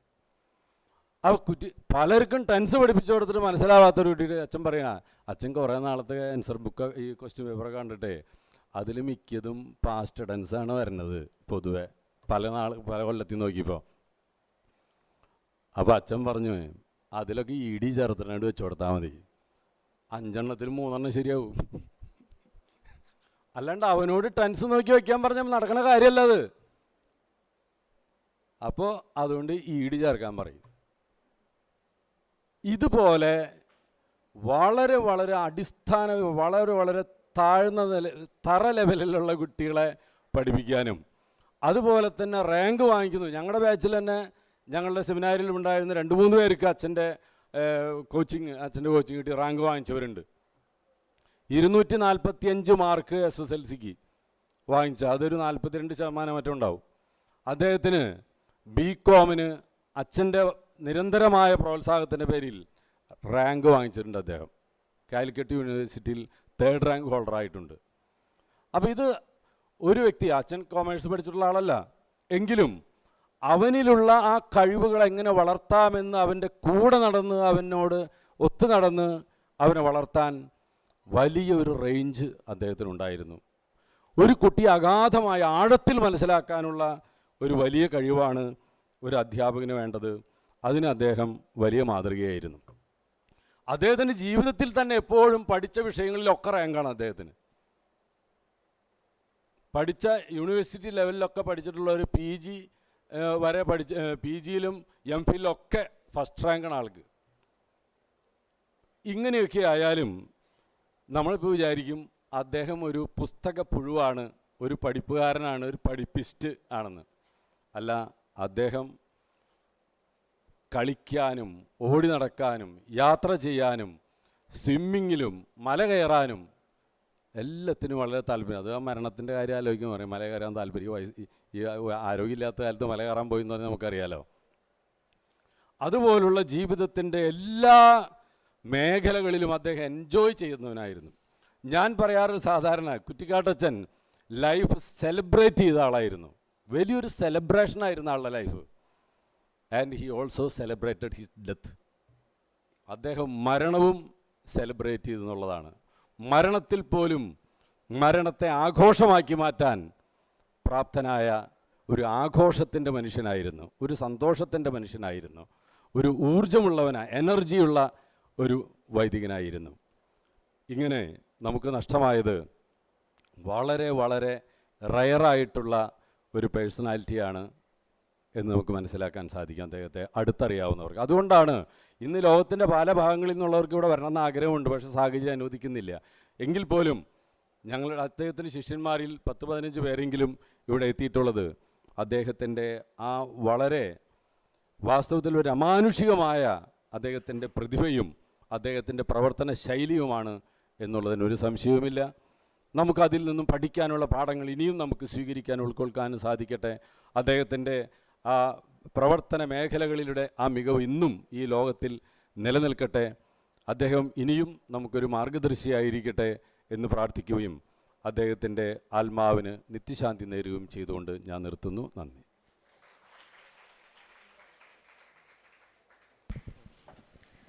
Thank you so much, Father, for sharing your memories. Now I invite Mr. Thomas Casey, Executive Member of Father Antony Kuttikatt Charitable Trust, to share his reminiscences of Father Antony.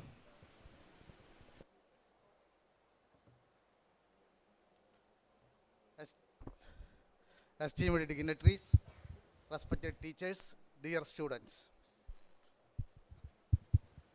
It is late afternoon hours. Now it is okay?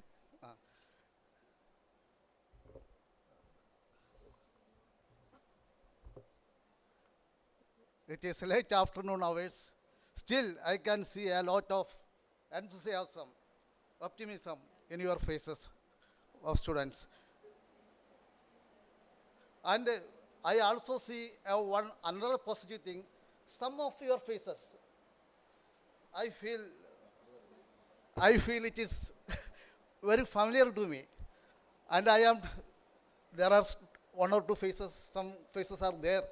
They appear very familiar to me.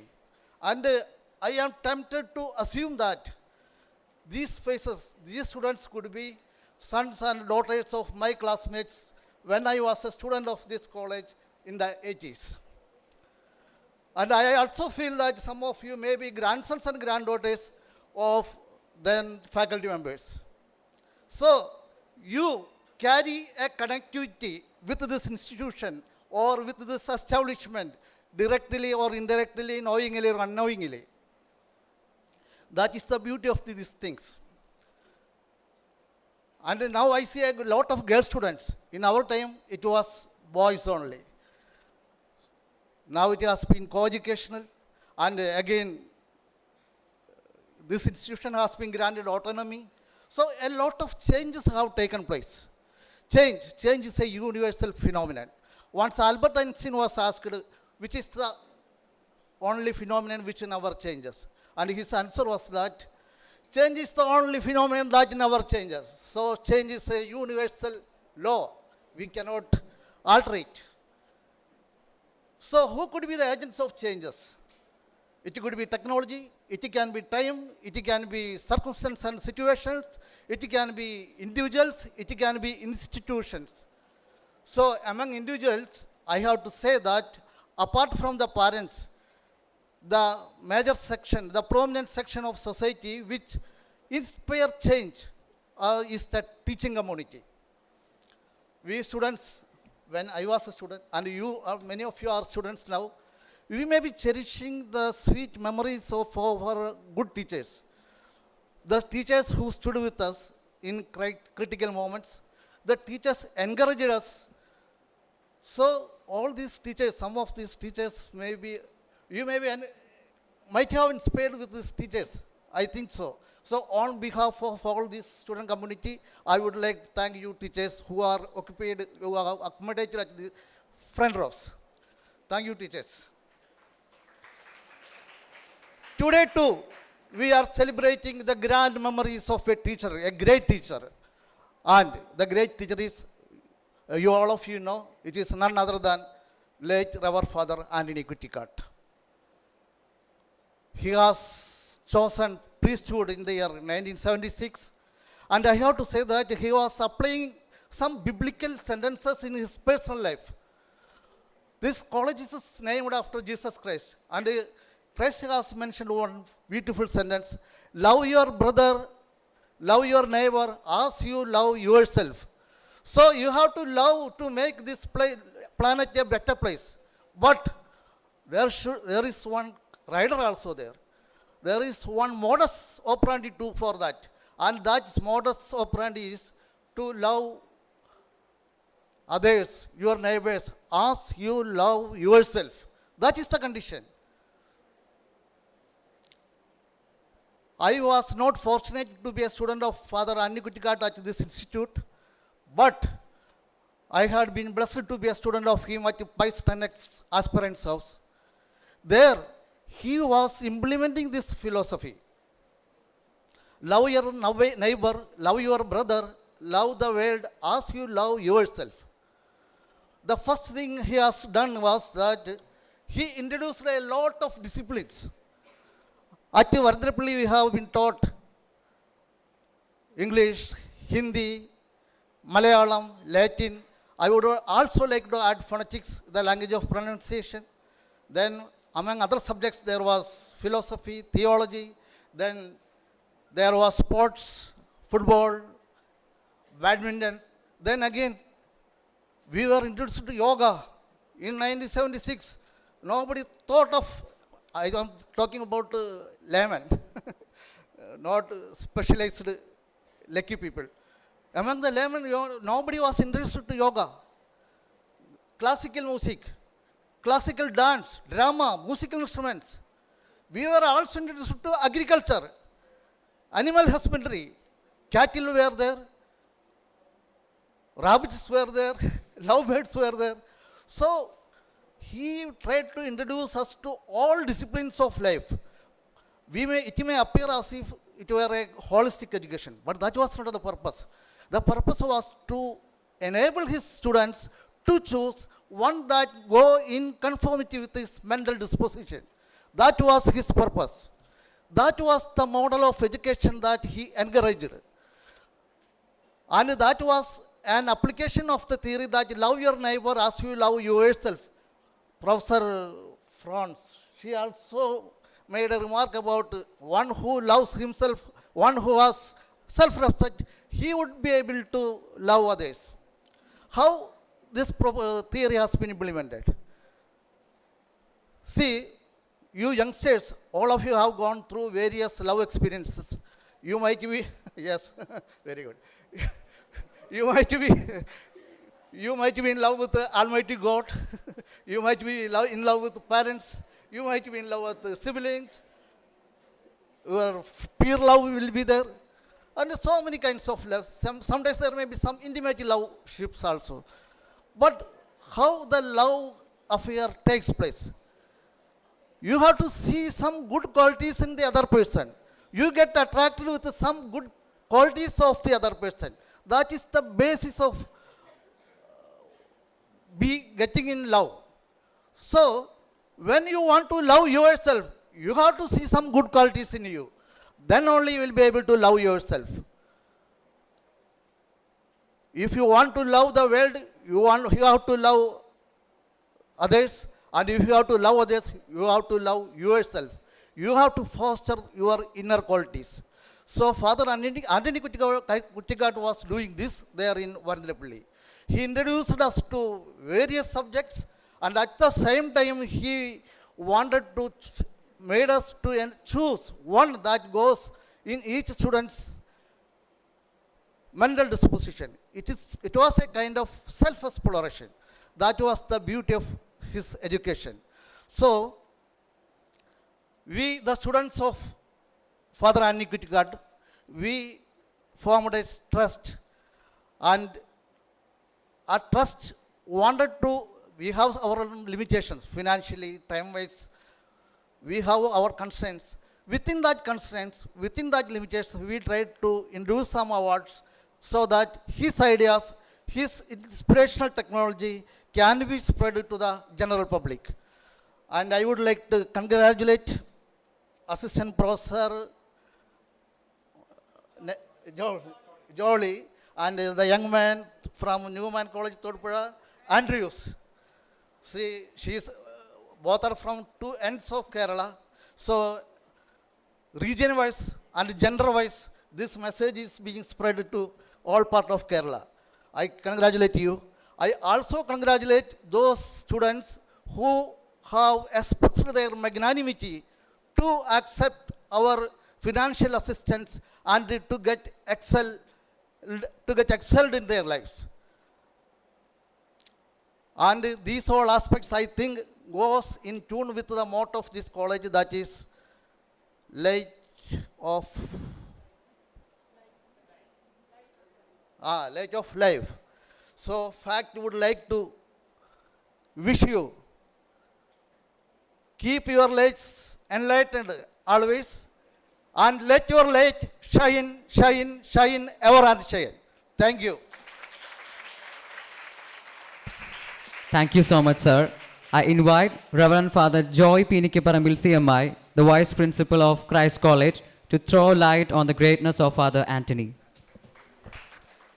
എല്ലാവർക്കും നമസ്കാരമുണ്ട്. എന്തിനാ അവിടെ കൂടിയിരിക്കണേ? ഒരു 6 വർഷങ്ങൾക്ക് മുമ്പ് 11-ാം തീയതി, December മാസം 11-ാം തീയതി അമലയിൽ ആൾക്കാർ കൂടുമായിരുന്നു. അവിടെ ഒരു ഗബ്രിയേലച്ചനുണ്ട്. ഗബ്രിയേലച്ചൻ്റെ കുട്ടികളാണ് കൂടിയിരുന്നത്. വീണ്ടും ഇവിടെ ഒരു വൈസ് പ്രിൻസിപ്പൽ ഉണ്ടായിരുന്നു, ഡിസ്മാസച്ചനായിരുന്നു. അദ്ദേഹത്തിൻ്റെ കുട്ടികളും കൂടും ആ വിശുദ്ധനായിട്ടുള്ള അച്ഛനെ ഓർക്കാൻ വേണ്ടിയിട്ട്. ഒരു തെക്കനച്ഛനുണ്ടായിരുന്നു, കുട്ടികളുടെ മനസ്സിൽ ജീവിച്ച തെക്കനച്ഛൻ. തെക്കനച്ഛൻ്റെ പേരിൽ നിന്ന് ബെസ്റ്റ് ടീച്ചർ അവാർഡ് നമ്മളുണ്ടാക്കുന്നുണ്ട്. ഒരു പക്ഷേ പ്രിൻസിപ്പൾ പറഞ്ഞു, ആൾ കേട്ടില്ല, പോയി. ക്രൈസ്റ്റ് കോളേജിൽ മിക്സഡ് അല്ലാത്തതുകൊണ്ട് പഠിക്കാൻ പറ്റിയില്ല. പക്ഷേ ഗബ്രിയേലച്ചനില്ല എങ്കിൽ സെൻറ്റ് ജോസഫ് കോളേജിൽ പഠിക്കാൻ ടീച്ചർക്ക് പറ്റില്ലായിരുന്നു. ക്രൈസ്റ്റ് കോളേജിൽ ലേഡീസ് വിങ് ആയിരുന്നു 1963 തുടങ്ങിയത്. പിന്നീട് സിസ്റ്റേഴ്സിന് കൈമാറിയത് കൊണ്ടാണ് സെൻറ്റ് ജോസഫ് കോളേജ് ഉണ്ടായത്. അതുകൊണ്ടാണ് ടീച്ചറുമൊക്കെ പഠിക്കാനുള്ള അവസരം ഉണ്ടായത്. ഇതുപോലെ മനുഷ്യ ഹൃദയങ്ങളെ കീഴടക്കിയിട്ടുള്ളൊരു വ്യക്തിത്വത്തിൻ്റെ ഉടമയാണ് കുറ്റിക്കാട്ടച്ചൻ. ഡോൺ ബോസ്കോയെക്കുറിച്ച് നമ്മൾ കേട്ടിട്ടുണ്ട്. യുവത്വത്തെ കീഴടക്കിയത് ബാസ്ക്കറ്റ് ബോൾ കൊണ്ടാണ്. കുറ്റിക്കാട്ടച്ചൻ്റെ കൂടെ ബാസ്ക്കറ്റ് ബോളും ഉണ്ടാവും. ഞാൻ എലത്തുരുത്ത് പ്രീ ഡിഗ്രി പഠിക്കാൻ ചെല്ലുമ്പോൾ കുറ്റിക്കാട്ടച്ചൻ അവിടെയുണ്ട്. ഒരു പക്ഷേ ഞാൻ ക്രൈസ്റ്റ് കോളേജിലേക്ക് വരുന്നതിൽ ഏറ്റവും കൂടുതൽ ആഗ്രഹിച്ചതും എന്നോട് കൊണ്ടുവരാൻ ഏറ്റവും പണിപ്പെട്ടതും ആൻ്റണി കുറ്റിക്കാട്ടച്ചനാണ്. ഹോസ്റ്റലിന് മുൻവശത്തെ കൂടെ പോകുമ്പോൾ ജോസെ, വിൻസെൻ്റ്, വാ പിള്ളേരെ, കുട്ടികൾ, ഹോസ്റ്റലിലെ കുട്ടികളെയാണ് വിളിച്ചു കൊണ്ടുവരും. അവിടെ അപ്പുറത്തെ സൈഡിലൊരു ബാസ്കറ്റ്ബോൾ കോർട്ടുണ്ട്. അവിടെ ഹോസ്റ്റൽ കുട്ടികളുടെ മുൻവശത്ത് കളിക്കും. താഴേക്കും പോകാറുണ്ട് അവിടെ കോർട്ട് പണിത് കഴിഞ്ഞപ്പോൾ.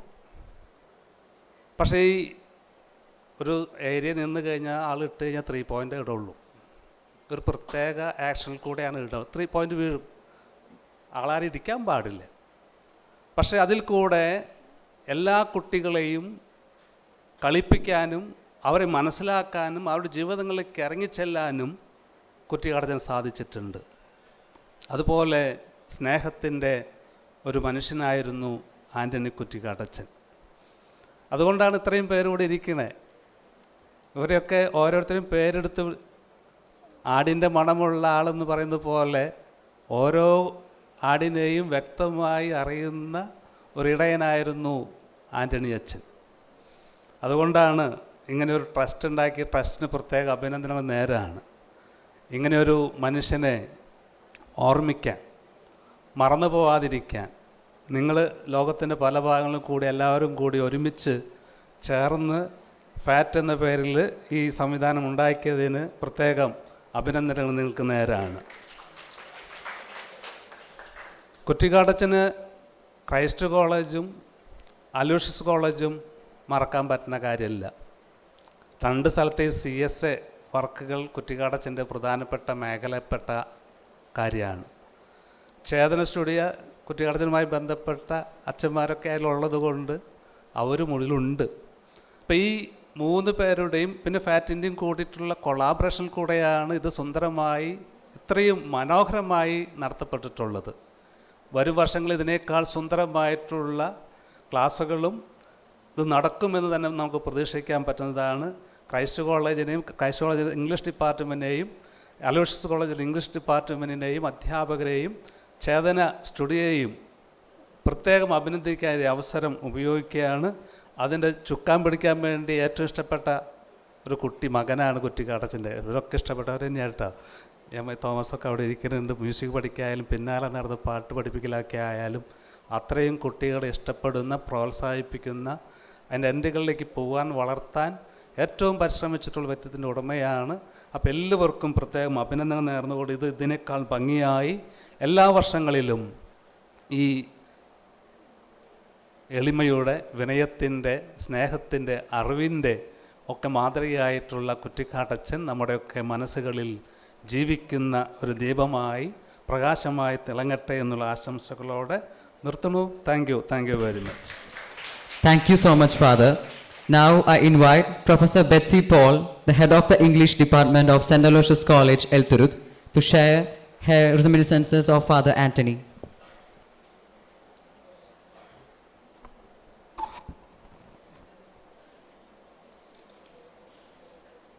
Respected dignitaries on the dais and dignitaries of the dais, former students of Father Antony Kuttikatt all over the world, and all the students who are assembled here, the winners of the competitions.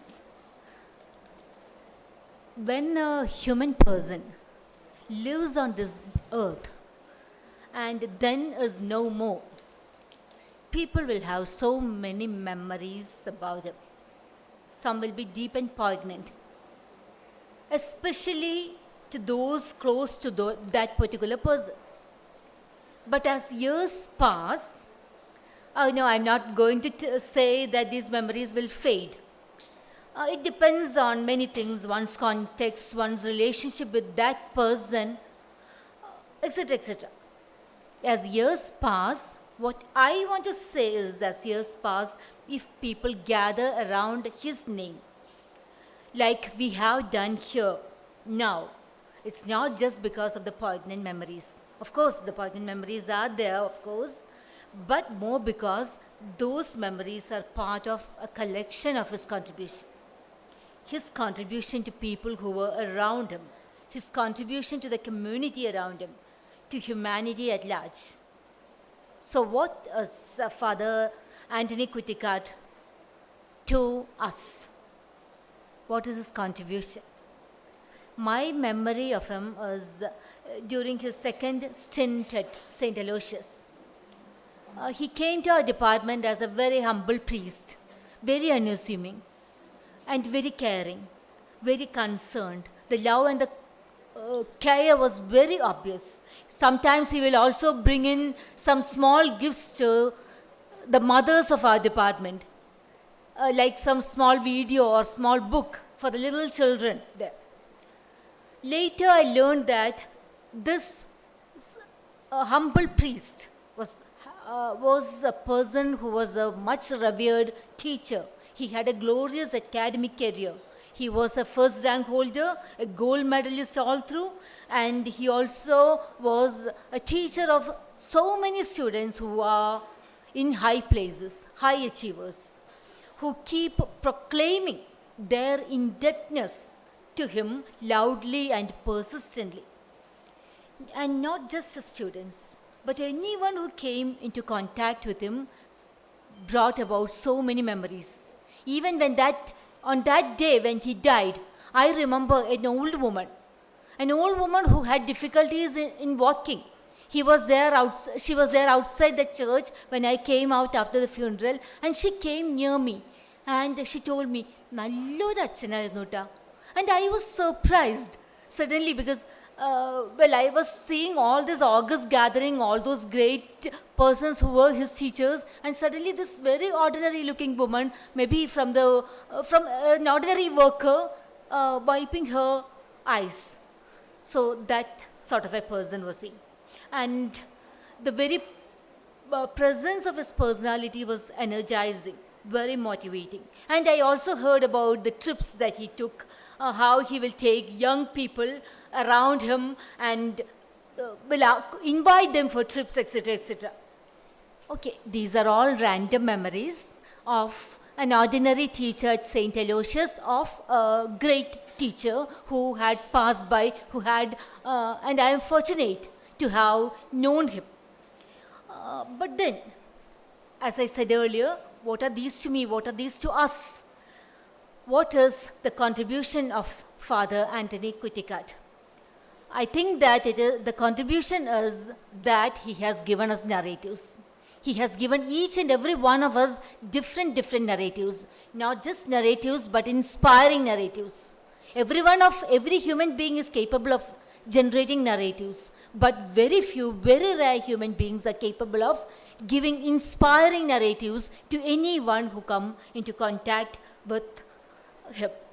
Actually, it's not the negative grand narrative, as Professor MILON had beautifully narrated to us, not the negative grand narrative, but the simple narrative of how to live life as a good human being. He had actually, Father Antony had actually cancelled all such grand narratives of who a teacher is supposed to be, who a guru is supposed to be, who a priest is supposed to be. As Father Paipali has said, he has shown us what maybe an exemplary teacher should be. He has shown us what an exemplary priest should be. He has shown us who an exemplary human being should be. And that is the narrative, or that is the narrative that I have of him, and that is the narrative that has been generated in so many different ways in the hearts of so many people who remember him. ജീവിതത്തെ ഉത്സവമായി കണ്ടിരുന്ന ഒരാൾ, നന്മ നിറഞ്ഞ ഒരാൾ, as Father Jolly Andrews said, ഒരുപാട് പേർക്ക് ജീവിതത്തിൽ വഴികാട്ടിയായിരുന്ന ഇത്തിരി മുന്നോട്ട് പോകാനുള്ള ഉൾത്തിരി കൊടുത്ത ഒരാൾ, as Father Jacob Nyirnyapalli said. എനിക്ക് പഠിപ്പിച്ചുകൊണ്ടേയിരിക്കണം ബെറ്റ്സിമിസേ എന്ന് എന്നോട് ഒരിക്കൽ പറഞ്ഞ ഫാദർ ആൻ്റണി കുറ്റിക്കാട്ട്, അതെൻ്റെ മനസ്സിൽ. He is a source of inspiring narratives amidst all the chaos of uncertainty that we have around us in this universe. I stand here in grateful memory. I stand here in thankful humility in the memory of such a great person whom we are all fortunate to have known. I appreciate the organizers, Father Kuttikatt Memorial Charitable Trust, with our former manager, Father Jose Payapalli as president, the Department of English Christ College, the Department of English St. Aloysius College, and Chaitanya Music Institute, and all of them have together organized this program in such a touching manner. Last year we were fortunate to honor Reverend Father Antony Kuttikatt CMI at our college, and our department is now looking forward to this collaborative commemoration at St. Aloysius the next year. And congratulations especially to the winners of the competitions, the short story competition, maybe one of the rarest short story competition in English all over Kerala, with such a good prize amount. I hope that your future stories will be tinged by the inspiring story of Father Antony Kuttikatt. And I hope each year these memories will keep getting brighter, will keep lightening up our dark and difficult paths. Thank you all. Thank you. Thank you, ma'am, for the moving speech. Now the winners of the short story competition will speak to us. First, I invite the winner of the teachers category, Dr. Jolly Malayam, Assistant Professor from the Department of English, Government College, Kasaragod, to speak to us.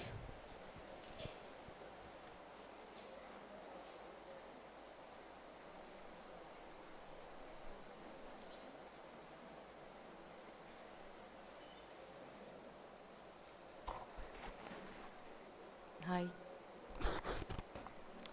Good afternoon. എൻ്റെ പേരൊക്കെ മനസ്സിലായി കാണുമെന്ന് വിചാരിക്കുന്നു. ഞാൻ കാസർഗോഡ് കോളേജിൽ നിന്ന് വരികയാണ്. ഞാൻ ശരിക്കും ഇവിടെ സംസാരിക്കുമെന്നൊരു പ്രതീക്ഷയോടുകൂടിയല്ല വന്നത് കേട്ടോ. അപ്പോൾ വിളിച്ചപ്പോഴത്തേക്കും സാറ് പറഞ്ഞു ടീച്ചർ എന്തായാലും 2 വാക്ക് സംസാരിക്കണം. അപ്പോൾ എന്തായാലും വന്ന സ്ഥിതിക്ക് ഞാൻ സംസാരിക്കാം.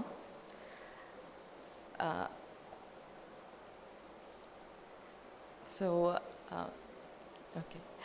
Maybe I should say why I took part in this competition first. Okay.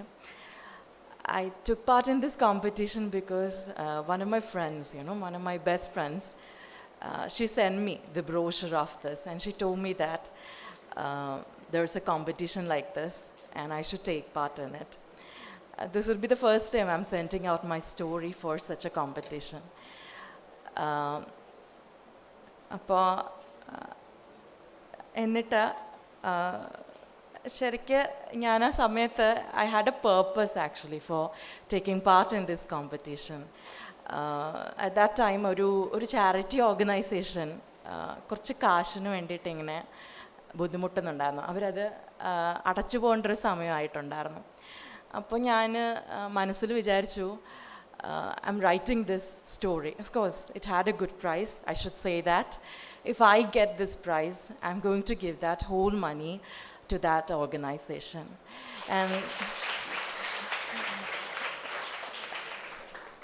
And I should say that it was again my friend who said that I should send it out. My story, I should send it out. Last date എന്ന് പറയുന്ന ഒരു ഫെബ്രുവരി 25 രാത്രി 12 മണിയാണ്. 11:50 ഞാൻ എൻ്റെ സ്റ്റോറിയും വെച്ചുകൊണ്ടിരിക്കുകയാണ്. At 11:50 my friend called and said, aren't you done, aren't you yet done, just send it out, send it out, send it out. Okay, and I was still wondering what I should do with my protagonist, you know.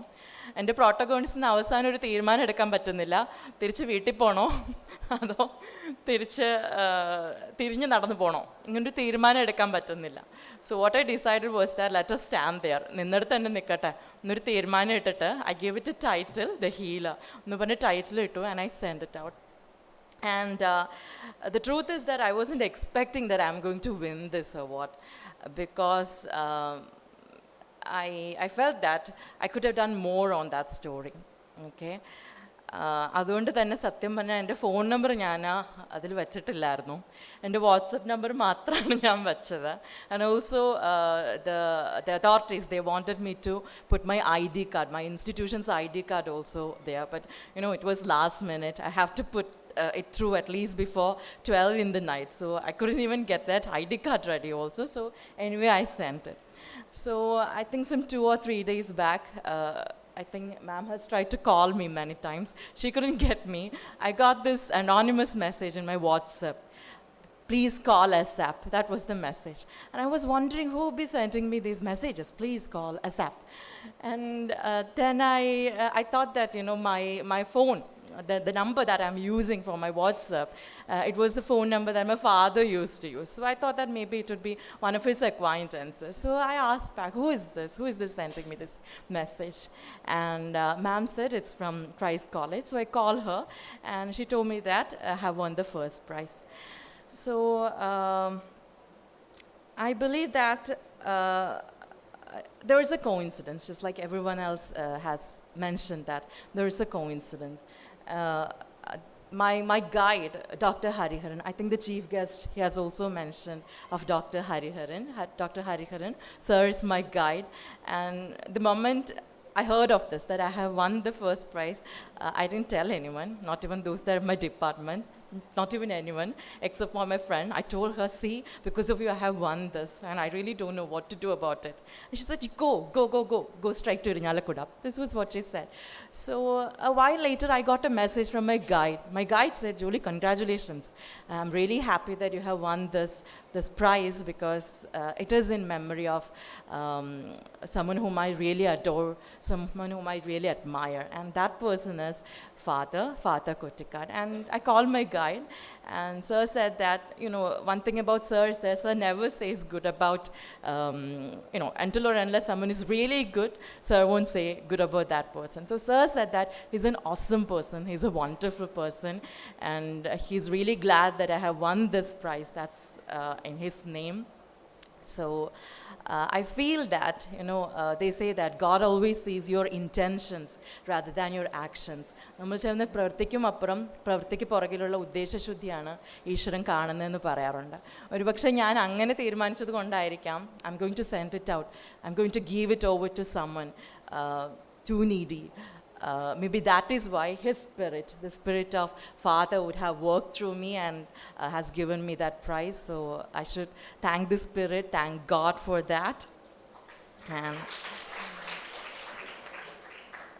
so to me it's an honor, and then maybe I should say a few words on my story also. The theme that was given to us, it was healing touch. And basically people say that I'm more into pessimism rather than to optimism. So I couldn't get any healing touch. Okay, I couldn't get a story on a healing touch. Anyway, I wrote a story, and the title, that is The Healer, that was the title that I gave it. I should say it is quite ironical. And again, I I asked my friend about that story. You know, it was to her that I sent it first, and she said, it's about healing touch. You are supposed to write something positive in it. Rather, you have given it a kind of ironical twist. That is, it's kind of ironical. So what I have tried to show in that story is that the world today, I think, നമ്മുടെ ഈ ലോകത്തിൻ്റെ ഇപ്പോഴത്തെ ഒരു പ്രത്യേകത എന്ന് വെച്ചാൽ ആരെങ്കിലും താഴെ വീണാൽ അവനെ രക്ഷിക്കാനോ അവനൊന്ന് എടുത്തു പൊക്കാനോ ഒന്നും നമുക്ക് മനസ്സുമില്ല, നമുക്ക് സമയവും ഇല്ല, നമുക്കൊന്നുമില്ല. അപ്പോൾ ഒരുപാട് പേര് വീണ് പോകാറുണ്ട്. ഞാനും ഒരുപാട് ജീവിതത്തിൽ വീണിട്ടുണ്ട്. പക്ഷേ ഈശ്വരൻ ദൂതന്മാരെ അയക്കുമെന്ന് പറഞ്ഞ പോലെ എനിക്ക് ദൂതന്മാർ വന്നിട്ടുണ്ട്. ആൻഡ് വൺ ദൂതൻ is my husband now. So he's the ultimate healer in my life, I should say that. So the story is actually about someone who couldn't find such a healer, someone who had to, a predator came to her life in the form of a healer. അതായിരുന്നു ആ കഥയെന്ന് പറയുന്നത്. And I wasn't expecting that for such a negative story I will be given this prize, but again I am most honoured. And some 2 or 3 days back, I was going through this, I don't know, this existential crisis question. I was questioning myself. What am I doing as an arts teacher? What's my purpose as a literature teacher? What am I doing actually? So I remember at 12 in the night, this is something that I usually do. Sometimes I dance around at 2, and my husband, if he sees me, he'll just say, okay, I won't say anything. Okay. You're dancing, that's it? Okay, he won't say anything. So at 12 in the night, I was watching a kind of a movie in all darkness. And the movie was about a differently able man. And I was expecting something. And I thought that I will stop it in 2 minutes, I'll stop it in 3 minutes, I'll stop it in 5 minutes. Anyway, this whole thing got me glued to that screen for some 20 minutes. Okay. That moment I realized stories matter. As long as we have stories to tell, as long as our stories will be, see, you're all listening, okay? As long as people listen to our stories, as long as we sit back for a once upon a time, stories do matter. Yesterday was, I think day before yesterday, it was World Forest Day, right? Okay, so there was an old man who came to our college to talk on forests. So, I'm an assistant professor. സ്ഥാനവും പേരൊക്കെയാണ്. അപ്പോൾ I was sitting in the class, in the talk, in this lecture of this old man. അപ്പോൾ അദ്ദേഹം പറയുന്ന വലിയ theories ഒന്നുമല്ല. He told us about how important forests are. അത് വെറും theory അല്ലായിരുന്നു. He told us about the dance of penguins. He told us that on 21st, March 21st, the emperor penguins, they do a dancing, they do a ringa rose, okay? അതിനെക്കുറിച്ച് അദ്ദേഹം ഞങ്ങൾക്ക് പറഞ്ഞു തന്നു. He told us about opossum, അതിനെക്കുറിച്ച് പറഞ്ഞു. So he was telling about the stories to us. And then finally he stopped saying that ആനയെക്കുറിച്ച് ഇവിടെ പറയാനുണ്ട്, പക്ഷേ സമയമില്ല, അതുകൊണ്ട് പറയില്ല. Okay, so I told one of my students who was sitting next to me, you better ask him about the ആന. Okay, ആന വിട്ടൊരു കളിയില്ല, ആന ചോദിച്ചേ പറ്റുള്ളൂ എന്ന് പറഞ്ഞു. Okay, and once he പക്ഷേ അതിനൊന്നും സമയം കിട്ടിയില്ല. അപ്പോൾ അദ്ദേഹം പോയപ്പോൾ ഞാൻ അദ്ദേഹത്തിൻ്റെ പുറകെ നടന്നു. So he was wondering, why is this too much of a stout lady clad in a saree was doing after him. So he asked me, what is it, miss? I told her, sir, ആനയെക്കുറിച്ച് പറഞ്ഞില്ല. Okay, and he said that to tell about the Anna, it will take another 2 hours. So that's why he has left that. So that's what art does. That's what literature does. It should be connecting us with each other. I remember, some days back, I was walking there on the road with one of my friends, and my friend said, Jolie, don't turn back, തിരിഞ്ഞു നോക്കല്ലേ ജോലി എന്നോട് പറഞ്ഞു. And I said, എന്താ തിരിഞ്ഞു നോക്കിയാലോ? So I turned back. ഒരു പാവം നായ, നമ്മൾ തെരുവ് നായ എന്നൊക്കെ പറയില്ലേ, കണ്ടാൽ തന്നെ കല്ലെറിഞ്ഞ് കൊല്ലണം, തല്ലിക്കൊല്ലണം എന്നൊക്കെ നമ്മൾ പറഞ്ഞൊരു പാവം നായ കാലൊടിഞ്ഞ് തൂങ്ങി ഞങ്ങളുടെ പുറകെ ഇങ്ങനെ പേടിച്ച് വരിക. അപ്പോൾ I remember looking at its eyes, അതിൻ്റെ കണ്ണെന്ന് പറയുന്നത് I will never forget. It's വല്ലാത്തൊരു ദൈന്യത, എനിക്ക് പറയാൻ പറ്റില്ല. It has haunted me for many nights. I told my husband, can you do something about it? He's a great doctor, വലിയ doctor ആൾ. ഞാൻ പറഞ്ഞു എന്തെങ്കിലും ചെയ്യാൻ പറ്റുമോ, ഒരു പാവം പട്ടി. And my husband said you are mad, നിനക്ക് വട്ടാ. Okay. And then I and my friend, both of us, we approached the and also remember I'm an assistant professor. എല്ലാവരും പറയും ഗസറ്റഡ് ഓഫീസറാ, ഒപ്പ് ഭയങ്കരം എന്നൊക്കെ പറയും. And assistant professor cannot do anything. I went around all the auto rickshaw drivers there. ചേട്ടാ ഒന്ന് കൊണ്ടുപോകാൻ സഹായിക്കുക ഒരു പട്ടി, ഏതെങ്കിലും ഒരു മൃഗാശുപത്രിയിൽ. And the auto driver said you are mad. Okay, then we even approached the district, okay, I won't say who he is, anyway, the so-called top official there, and that person said if we can get the patti in a kutta and bring it to our hospital, then maybe we will think something about it. That's what we have, okay, the institutions, people, everything. Sorry, okay. She's asking me to keep it short. Okay, I'll be doing it. So we have these institutions, we have the peoples being spectacles. വെറും കെട്ടുകാഴ്ചകളായിട്ടുള്ള മനുഷ്യരും നമ്മുടെ ഇൻസ്റ്റിറ്റ്യൂഷൻസും ഒക്കെയാണ് നമുക്കുള്ളത്. ഒരു assistant പ്രൊഫസറിന്, ഒരു government ഡോക്ടറിന്, ഒരു whole institution, it cannot even do justice to a seemingly simple stray dog. ഒരു കൊടിച്ചിപ്പട്ടിക്ക് പോലും നീതി കൊടുക്കാൻ പറ്റാത്ത കെട്ടുകാഴ്ചകളുടെ ഭാഗമാണ് നിങ്ങളും ഞങ്ങളും. Now that is what, എന്താ ഇവിടെ സ്റ്റോറീസിൻ്റെ പർപ്പസ് എന്ന് പറയുന്നത്?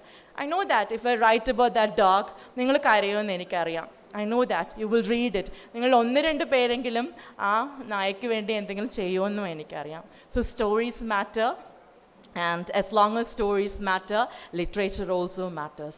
നമ്മൾ ഒരുപാട് കാര്യങ്ങൾ പറയും, ഒരുപാട് തിയറി പറയും, എഡ്യൂക്കേഷൻ അതാന്നൊക്കെ പറയും. But the future that is awaiting us, സകല ലിറ്റററി തിയറിലും ചെന്ന് നിൽക്കുന്ന ഒരു കൺക്ലൂഷൻ ഇതാണ്: നമ്മുടെ ഇമാജിനേഷൻ പോസിറ്റീവായിട്ട് ഒന്നിലും വർക്ക് ചെയ്യുന്നില്ല.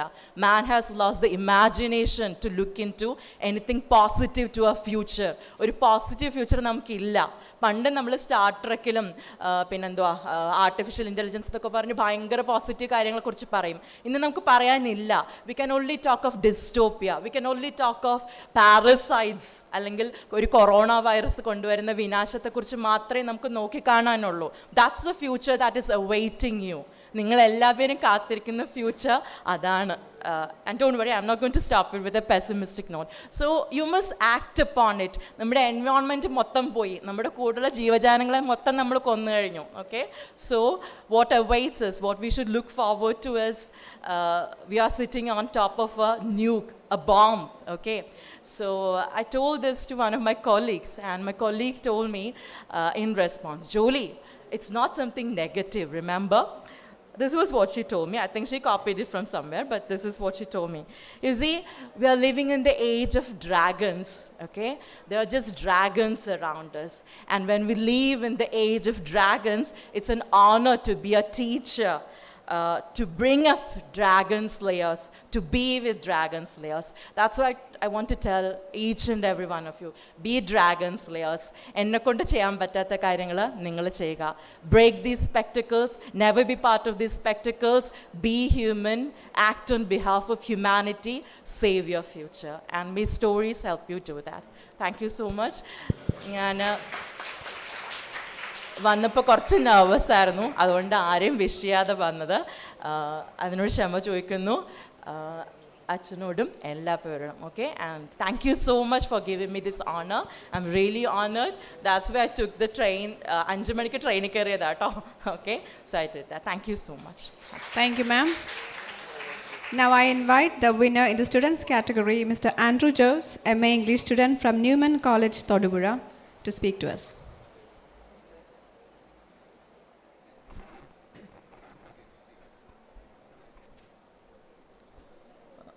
Honorable dignitaries on stage and amongst the audience, faculty members of this college, and my dear friends. So my speech won't be something as enlightened as my predecessor, the ma'am. So I like to keep it simple. My history in story writing is a recent one, and I began to write just the year before. I am doing my PG at Newman College, Thodupuzha. And due to the lack of time and my quality of procrastination, I never actually do write stories. But what I like to do is tell stories. And storytelling has changed a lot of perspectives in my life. For example, I used to think like, while studying literature, what good were these ballads or scopes in the old days, or how boring it would be to tell something to someone. For I was someone who used to tell things to people, and people usually run away from me due to the length of my telling. I remember one father who taught me in school, who used to tell my father that, ജോസേട്ടാ അവനോട് ഓഫീസിൽ വരരുതെന്ന് പറയണം, കാരണം അവൻ വന്നു കഴിഞ്ഞാൽ പിന്നെ എനിക്ക് ക്ലാസ്സിൽ പോകാൻ പറ്റത്തില്ല. And like he used to ask the staff who was in charge of the office to keep me away from him if I come asking for him. So he loved me, but I was so like my talk was a drudgery for many, and that was my inspiration to write these stories. And I'm thankful to a lot of people who heard my stories and who molded me into what I am, and I thank God Almighty. And I believe that Father Antony here, who is the reason for this event, is a major game changer in my life. For I've been planning to write a few more stories. Actually, I've got about now 25 stories at least, I think. I mean, these stories, I will give it in a very short capsule. Like, these stories are about the world we live in. Random people, random circumstances, random places across the world, and each are connected to a mainstream event by some circumstantial events in their life. And this story I have written here would actually go into an anthology written by a character in my story who uses story to escape every time he gets caught in something. Like, if he gets caught in a prison or a lunatic asylum as someone, then he uses these stories that he writes to transpose the papers that speak about him and escape. So these stories are usually read by those who keep his records. So and that's what these stories are meant for. And the story, as ma'am told about the story, I think it would be befitting for me to tell the story as well in short. The story is named The Healing of Mr. Milonon, and Milonon is a term, is a random coinage from Bill and Anon, an anonymous Bill, someone. So Milonon is a great healer in America in the 1983s, and he becomes famous with just 1 year of his entry into the mainstream. He has fans, he has followers, celebrities following him. He has unimaginable economic power, and the story is told in an epigraphic mode, like in a diary writing mode. Not epigraph, not epigraph, like epistolary. So he writes a diary of his visit to a retreat center run by Mr. Milonon, and his purpose of his visit is that he is hydrophobic. He had a childhood accident and he is traumatized by this event. So this event haunts him, and his friends ask him to go to this retreat. He goes to this retreat, doesn't believe in anything, sees the healer on the 3rd day, and believes that he is truly a healer because he has power to do some miracles. He actually feels the healer touching him, and he is going into frenzy. So he feels it, and on the next day he writes again in the diary that he is going to meet him on the final day. And on the final day he doesn't write the diary, but it is on Saturday morning or after the final day, the next day, that he writes the diary. And this diary entry proves that actually he was an agent or a police officer in undercover to uncover the ploy that this healer used to employ to bring all these people under his grasp. And he was actually using a psychotropic drug that could be transferred through skin contact, direct skin contact. And on touching the people used to go into a frenzy or ecstasy, and that's what was happening as healing. So it's a kind of a story that questions what is normal and normative. So I think it's a part of this generation that my ideas are like so. And although I believe in the good things, I see that there are bad things too, and I feel happy in writing.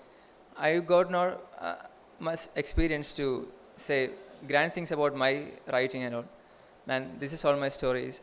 This is all about my story.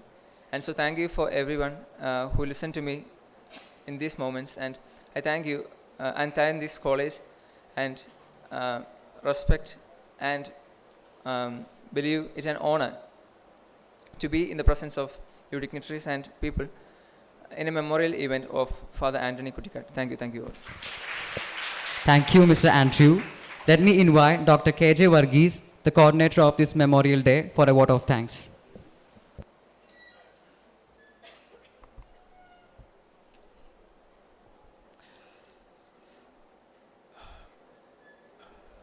Reverend Dr.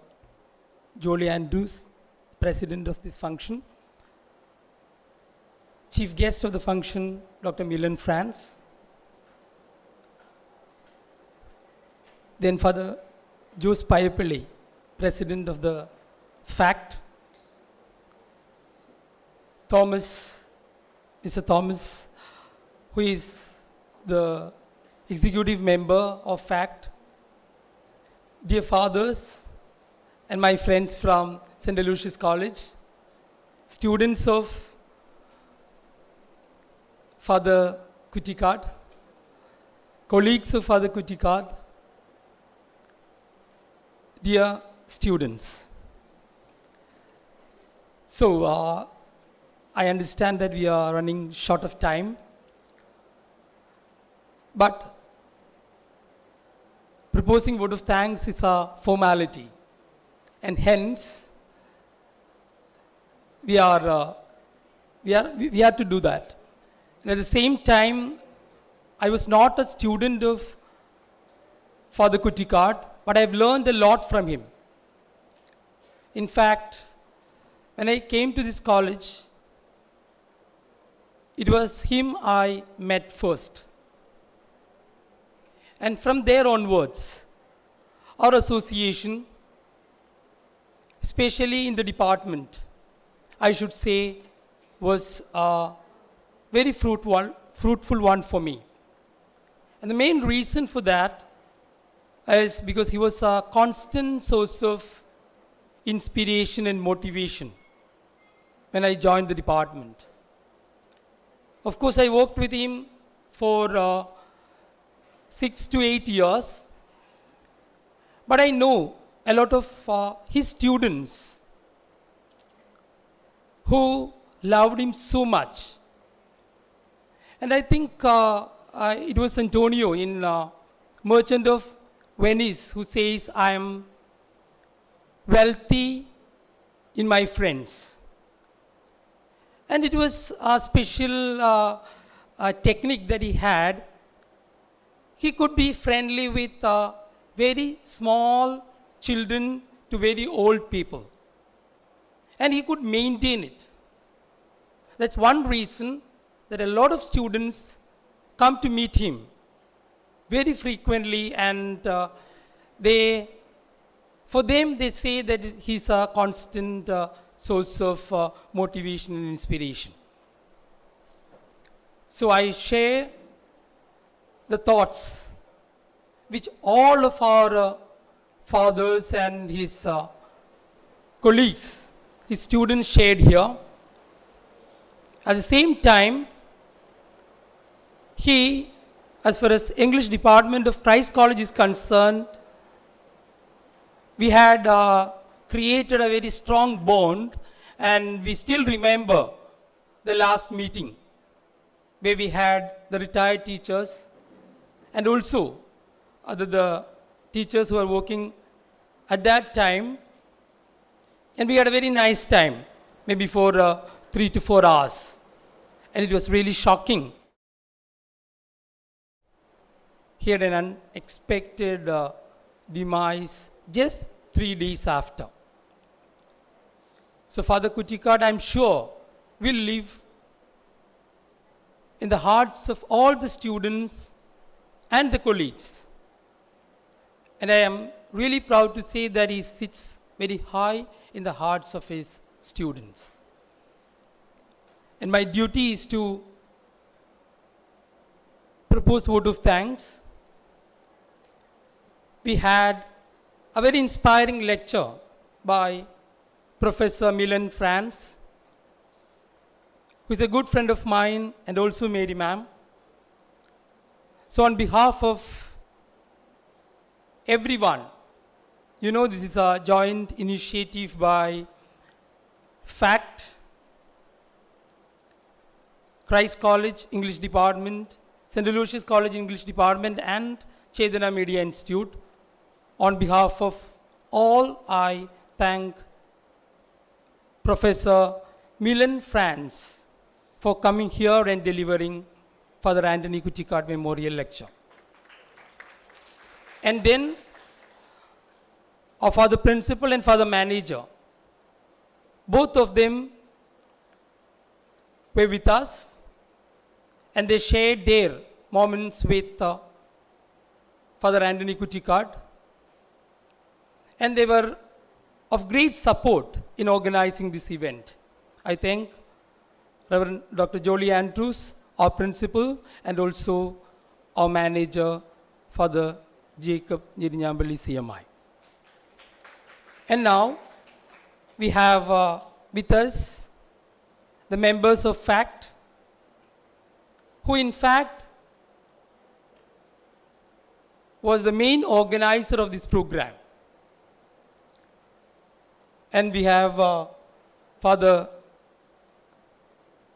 Jose Payapalli CMI, who is the president, and Mr. Thomas Casey, executive member, Thomas MI, secretary, and the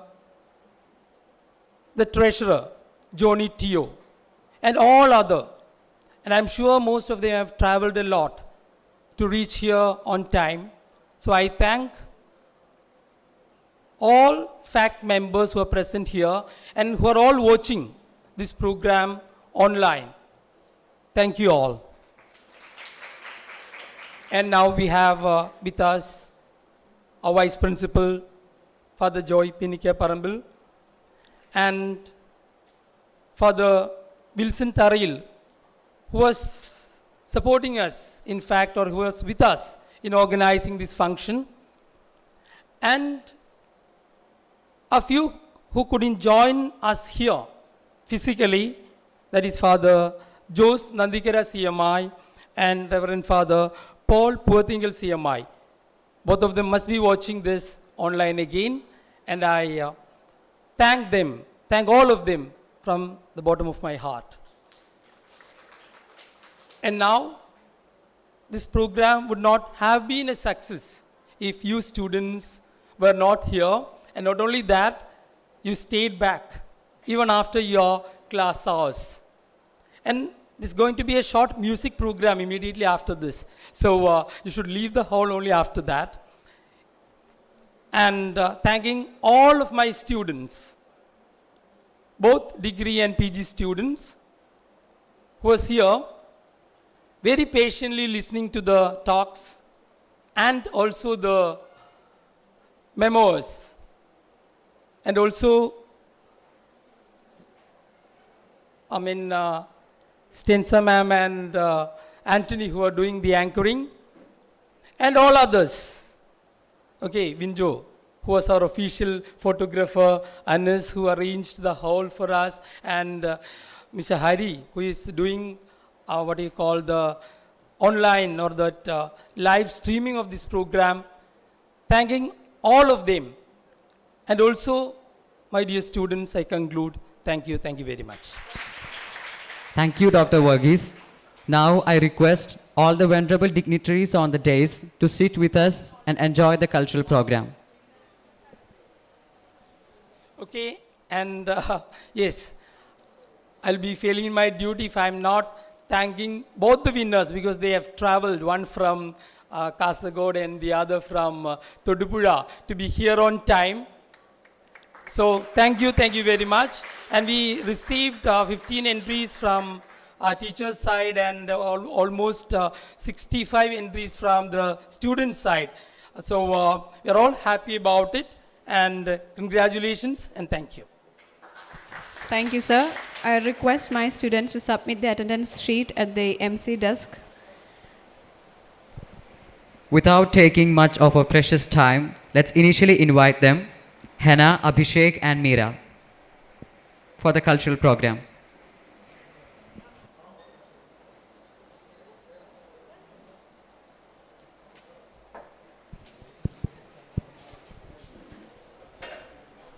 Once again, your attendance should be submitted at the MC desk before you leave.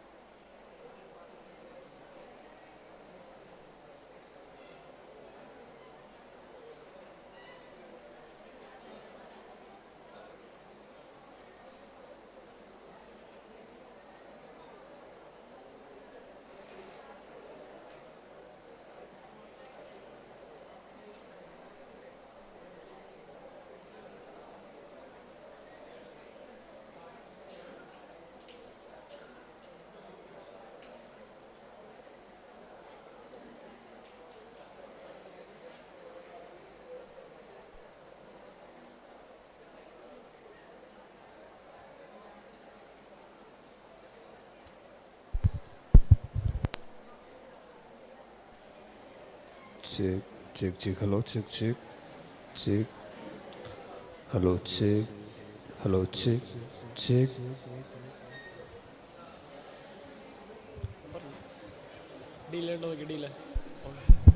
Hello, hello.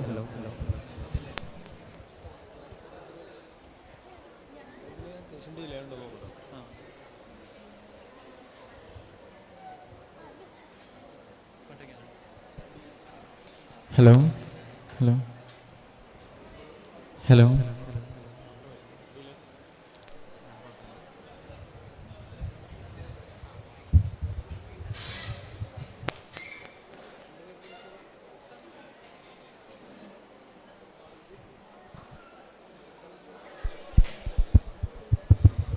One more announcement.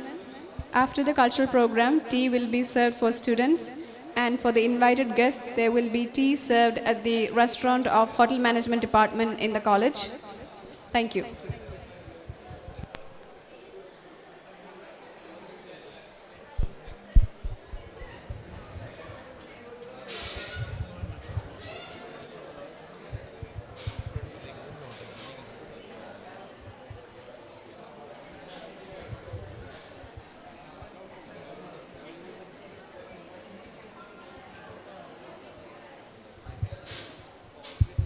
Hello, check. Hello, check.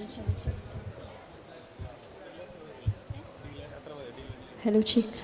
Hello, check. Hello. Hello, check. Hello.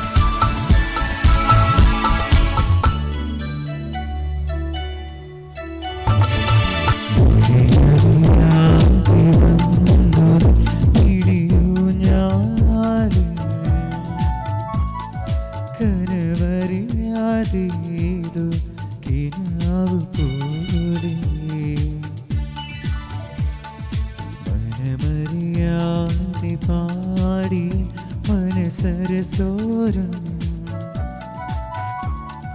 പ്രണയനിലാക്കിളി നീ ഷഹാന പാടി ഇതുവരെ വന്നുണർന്നിടാത്തു പുതുരാഗം ഇവിടെ മറന്നു ഞാനീ പ്രിയാനുരാഗം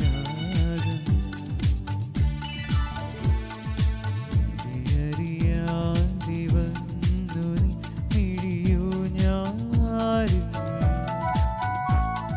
കനവറിയാതേതോ കിനാവു പോലെ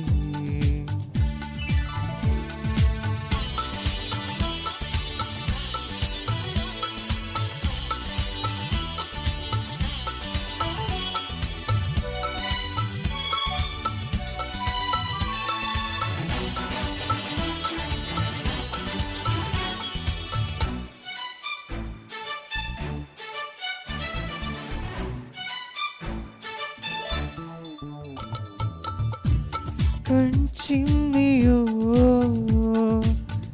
നിൻജാലകം ഏതോ നിഴൽ തുമ്പികൾ തുള്ളിയോ കാതോർക്കയാൽ N രാവുകൾ കാറ്റായി വരും നീന്തി താളവും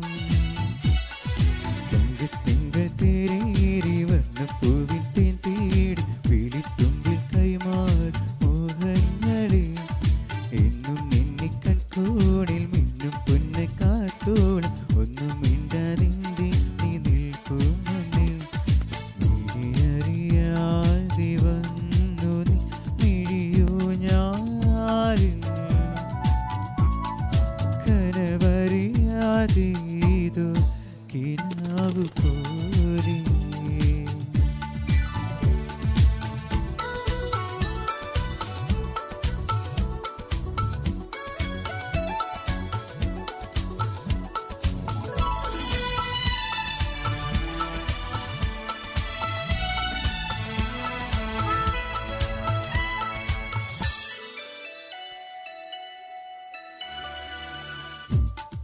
തൂമഞ്ഞിനും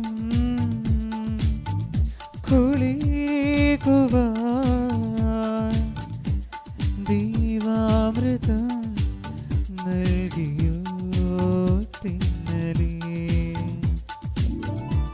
പൂന്തേനിനും മധുരം തരും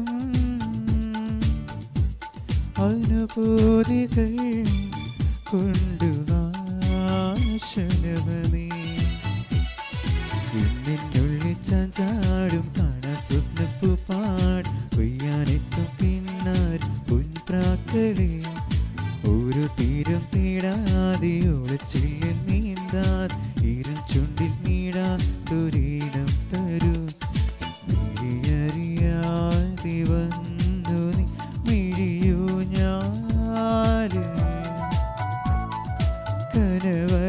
കനവറിയാതേതോ കിനാവു പോലെ മനമറിയാതെ പാടിയ മനസരസോരം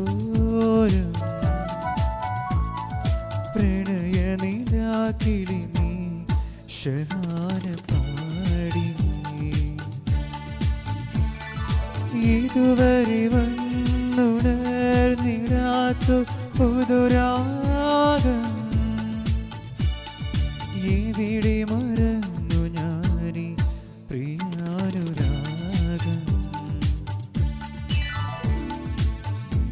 അറിയാതെ വന്നു നീ മിഴിയോ ഞാനും കനവറിയാതേതോ കിനാവു പോലെ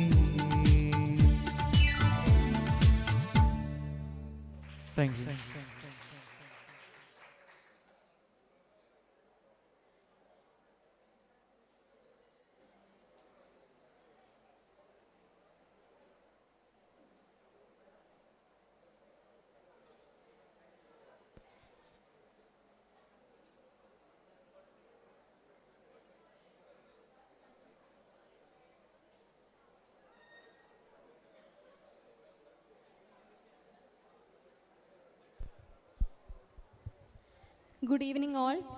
അപ്പോൾ ഒരു 15 മിനിറ്റ് ഞങ്ങൾക്ക് വേണ്ടി ഒന്ന് എല്ലാവരും സപ്പോർട്ട് ചെയ്യണം കേട്ടോ.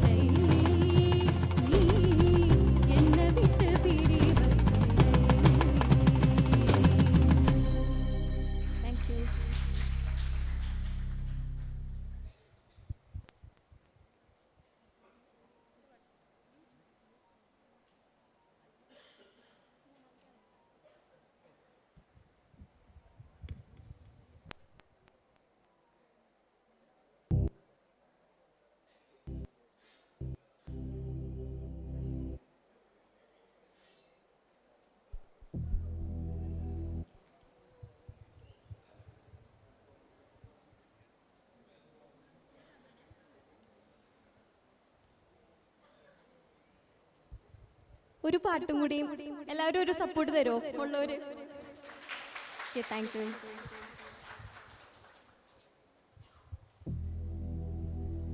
चांद की चिड़िया गहलाल की लात मेरे साथ आवो न आवो.